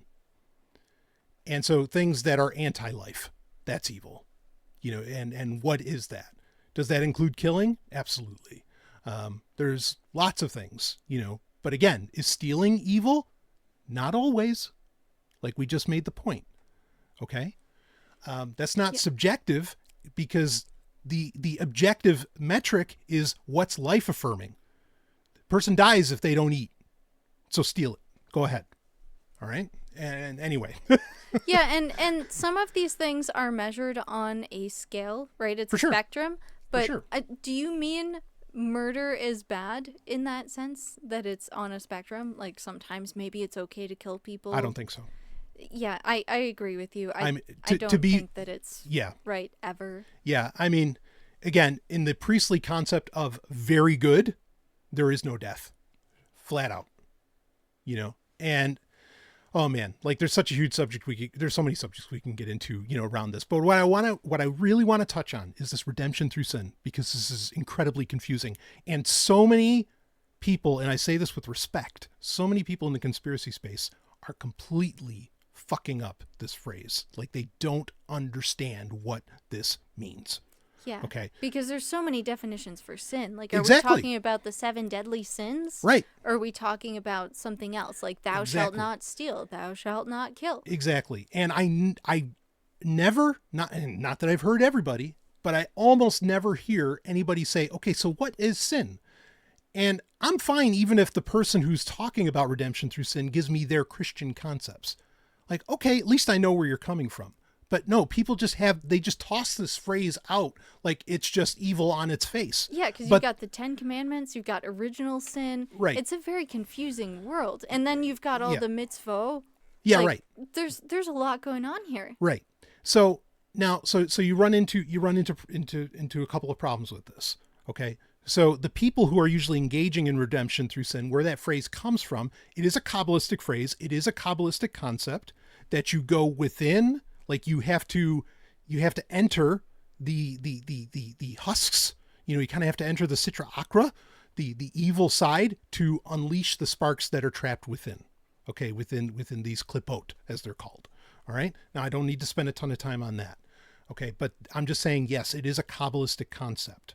Now people will point at the Sabbateans and the Frankists, two groups that most people have no real understanding about. Okay. I can say on a personal level, no, I have a great understanding of these people. Are you going to be putting together a solo show about this? Oh, certainly I will. But we can be brief here on this point. Okay. So I'll dive in deeper in the future for sure. Okay. It's one of the key things of why I'm doing this, but to understand. Okay. So often redemption through sin is a Jewish concept. Not wrong. Yes, it is a Jewish concept within Kabbalah, and it was espoused by the Sabbateans and the Frankists. So sin in this concept is not anti-life, right? It's not the quote-unquote evil sin that we've all been kind of taught or programmed into believing. Right. So now it's key to understand Sabbatean. Okay, so Kabbalah, there are multiple types of Kabbalah, which I have heard people recently, thankfully, accurately express that, who aren't even Jewish. Good. Thank you for respecting that. Okay. And I mean that from the bottom of my heart. All right. So there's multiple ways that Kabbalah is expressed. Okay. And practiced. The Sabbateans did one way. The Frankists are even different from the Sabbateans. They are not just sequels of each other. They are very, very different in their understandings of these things.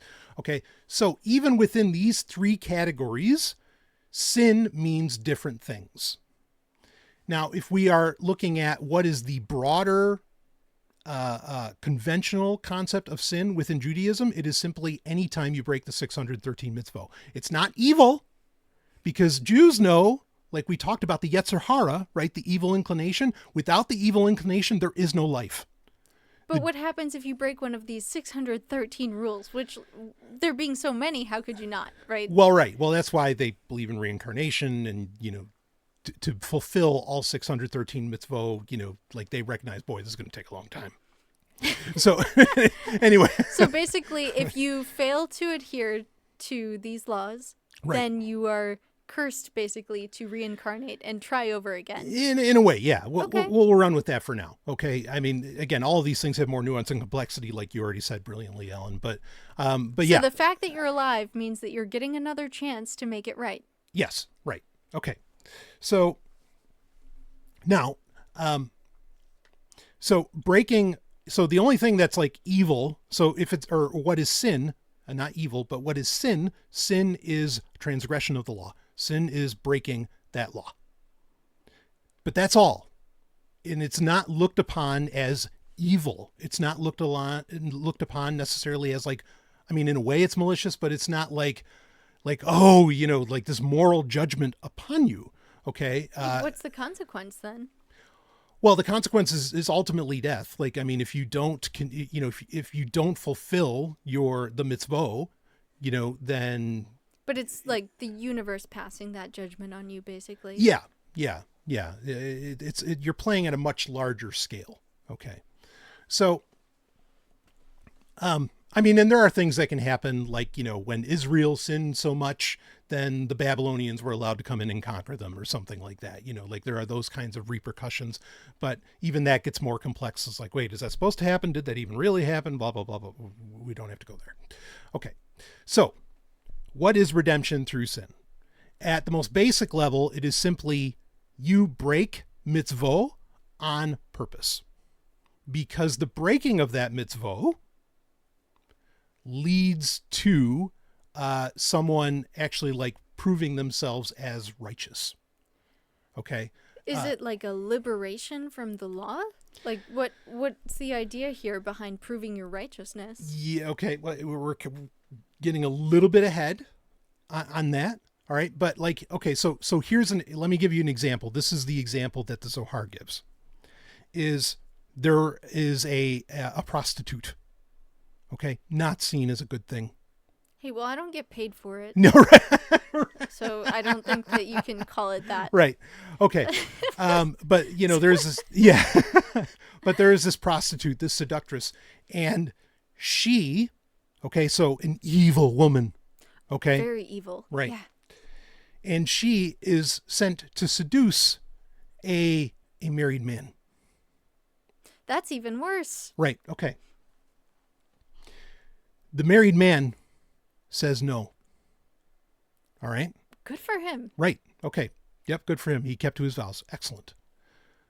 However, it's not just good for him, good for the prostitute, because the prostitute was sent to test the man.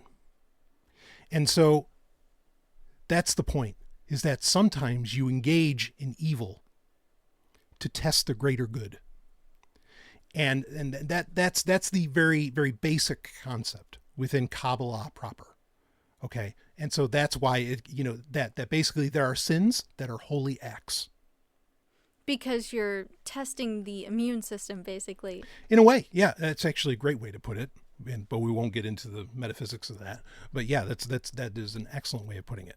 Okay. Because you are giving the opportunity for the strengthening, shall we say, of the righteous. Righteous is a whole other problem, because a lot of people think righteousness means good, that good is righteousness. That's not true. Righteousness literally in the biblical concept translates to justice. It has nothing to do with good and evil.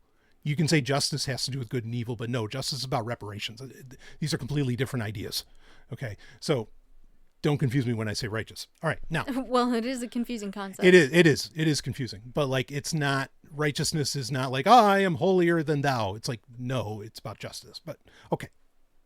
Not going there. So. Yeah. And justice seems more like a satisfaction of a sense of balance in the universe. Right. Right. And there's so much to unpack within that. Okay. So what is when the Sabbateans say redemption through sin? Okay. What are they talking about?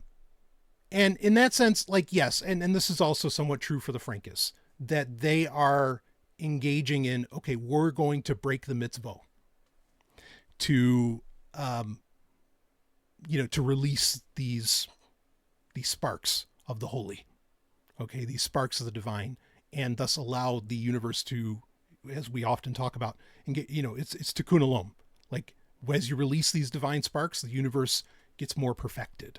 It's already perfect, but it gets more perfected. Okay. I know it's a paradoxical concept, but it's true.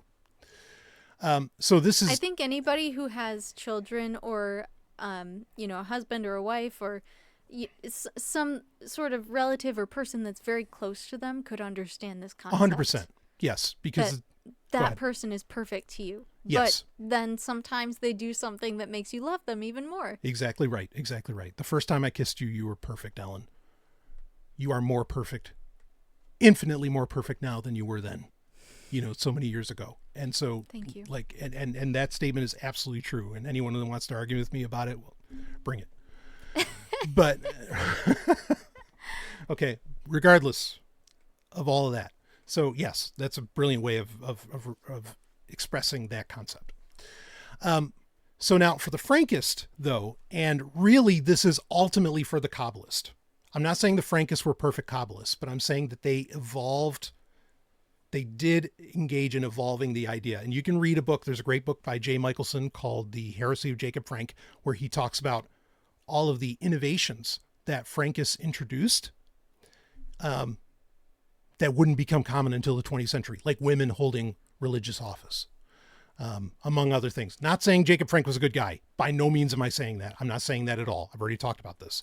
Okay. So what were some of these sins? I'm really curious to know. Oh, I mean, it's that released the divine spark when they engaged in them. Well, eating pork is an easy one that they would go for. Orgies, wife swapping was incredibly common. I mean, the problem is, in saying these things, like, these are aspects. And look, folks, Christians did wife swapping too. Just look into the Nicolaitans. They're the most ancient Christians we know of, and they did it all the time. Okay. The problem is, like, a lot of these practices are actually a part of Kabbalah, because what Kabbalah, like I said, I gave you a very basic idea of what, cracking open the klipot was within Kabbalah. But the reality is that you are trying to, redemption through sin does not mean that you are sinning in the sense that you are causing uncreation.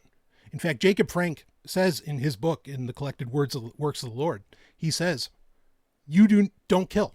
He just flat out says it. I am not telling any of you, you do not kill. Can't be any more point blank than that. But he also says to consume pork. He would also do that. Okay. Now. So isn't that killing a pig? Yes. Yeah. So, and this is why I say the Frankists are not perfect. Okay. But they are building up on this idea of not that you engage in things that cause uncreation. That's why I'm saying Jacob Frank is not like a good guy. Okay.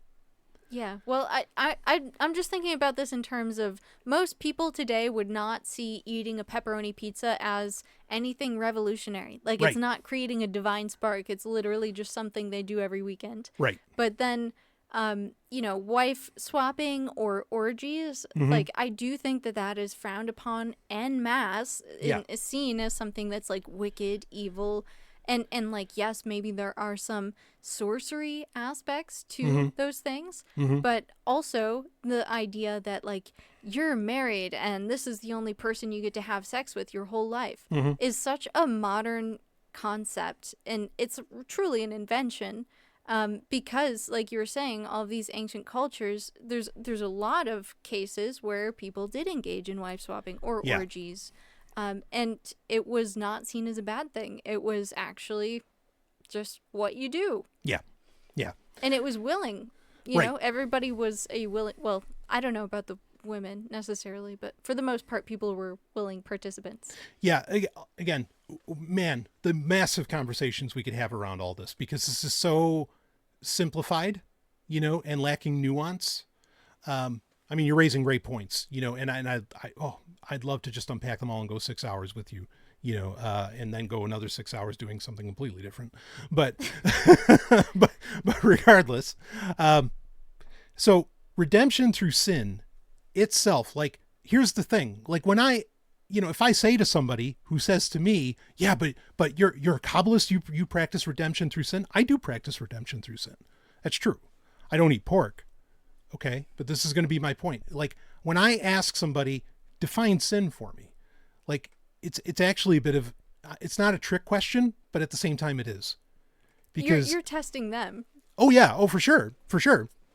But this is the thing, is that sin has a different definition for everybody. And the Kabbalists know this. The idea is discovering a new Torah, not a Torah of the law, but a Torah of liberation.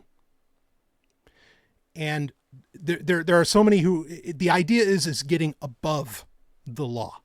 And that's why I asked when you were talking about Jacob Frank purposely breaking these mitzvah or these like engaging in sins to create these divine sparks. It sounds like it's liberation from the law because you are engaging in these acts that were, forbidden on some level, but you're proving like these limitations don't apply to me.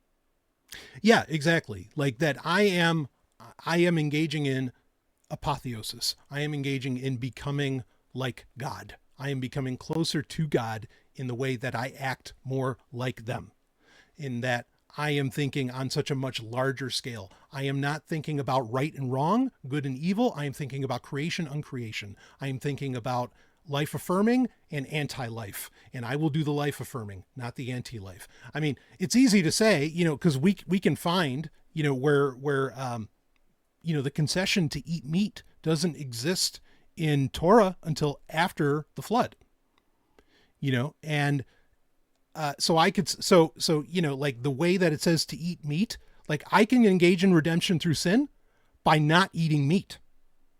And actually we know the priests didn't do that. Like the ancient Jewish mystics did not do that. Like the Maccabees did not eat meat. I mean, like we can find Daniel, we could find so many fucking examples, and I don't have to get into that. But my point is that, okay, like, wait a minute, there's effectively a law that says eat meat. And so redemption through sin could be not eating meat, just like redemption through sin could also be eating pork. When you're told not to. But the idea is to increase your perspective. Yeah. So that you have more of that divine perspective. That's exactly it. And a lot of, if we're looking at, say, like Jacob Frank, the Sabbateans don't really interest me. Okay. But like when you're looking at Jacob Frank, like a lot of things that he says are like really shocking. It's like, what the fuck? Like, who would do that? Like, what is that? And the point is, he was a rebel. Yeah. The point is, he is shocked. He is shaking your core. He's saying, wake the fuck up. Like this stuff, you're thinking so small. Yes. Like if you are to become a god, as is your destiny, any human, as is your destiny, you have to stop thinking so small. And he is shaking you out of these cultural programming. That's all he was doing. And you can read it. He's the original troll.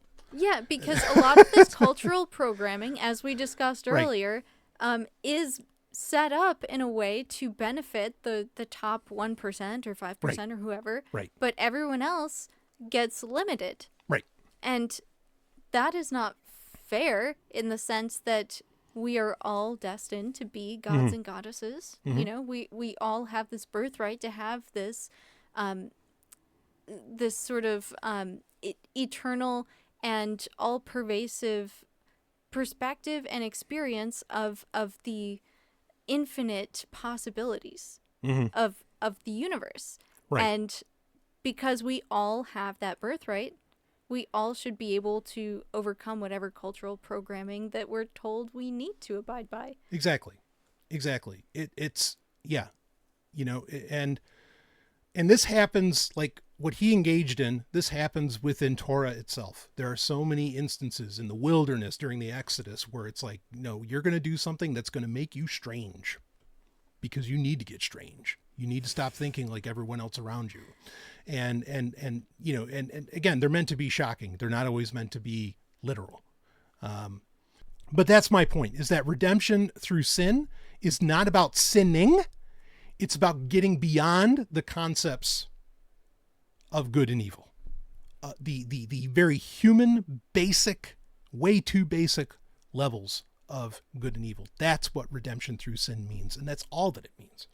Right. If you want to be a god, sometimes sinning or doing things that others might perceive as a bad thing or a sin aren't actually bad or a sin. Sometimes they are beneficial. Yeah. And others can't see that. Right. But that's okay. Right. It's more about, what's the benefit to the universe? What's the benefit to you? Like, there's other considerations besides the cultural programming that need to be taken into perspective. Yeah. So, again, it's there's no good and evil. Again, better terms are malevolence, benevolence. It's what's life affirming, what's anti-life. And sin means nothing. It's gobbledygook nonsense. Yeah. I mean, it's vernacular with it's like shallow and hollow. Oh, for sure. And it's like you can so historically see the through line that it is the entire concept right down to the word is just meant to hold women down. Like that's the whole idea. Terrified of the creative magic that women possess. Right. Yeah. So anyway, this is wonderful. There's so much more to say. Please get in the questions at orx.email. Get them in the YouTube comments, Spotify comments, wherever. Believe me, if there's something you're thinking like, I don't know if that's right, ask us the question, because you cannot, especially like Kabbalah alone, you can't do a 2-hour podcast and like in any way encapsulate that reality. This is something that requires decades of integration, or it doesn't require it, but it's common. Well, we've been doing this for almost a year, you said, and I feel like we've just scratched the surface. Like, even in this episode, there's so many little threads that you can pick out, and we could have an entire episode or a series of episodes talking about. Yes. So let us know what you're most interested in hearing about next, because I think I have my own ideas, and I'm sure you do too.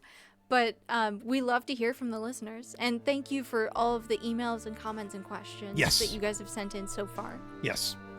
So, Project Bluebeam, there's no good and evil. There's your big takeaways. Ellen, pleasure as always. And thank you. It was great to be here. Yeah, and we will see all of you on the other side. You just experienced Sexoterica. This show, while fun, includes extensive original research that is only possible by funding from people like you. Go to patreon.com/Sovryn if you'd like to donate. And if you enjoyed the show, please like, comment and subscribe or leave a review. From all of us at Sexoterica, we love you and we thank you. We really, really do.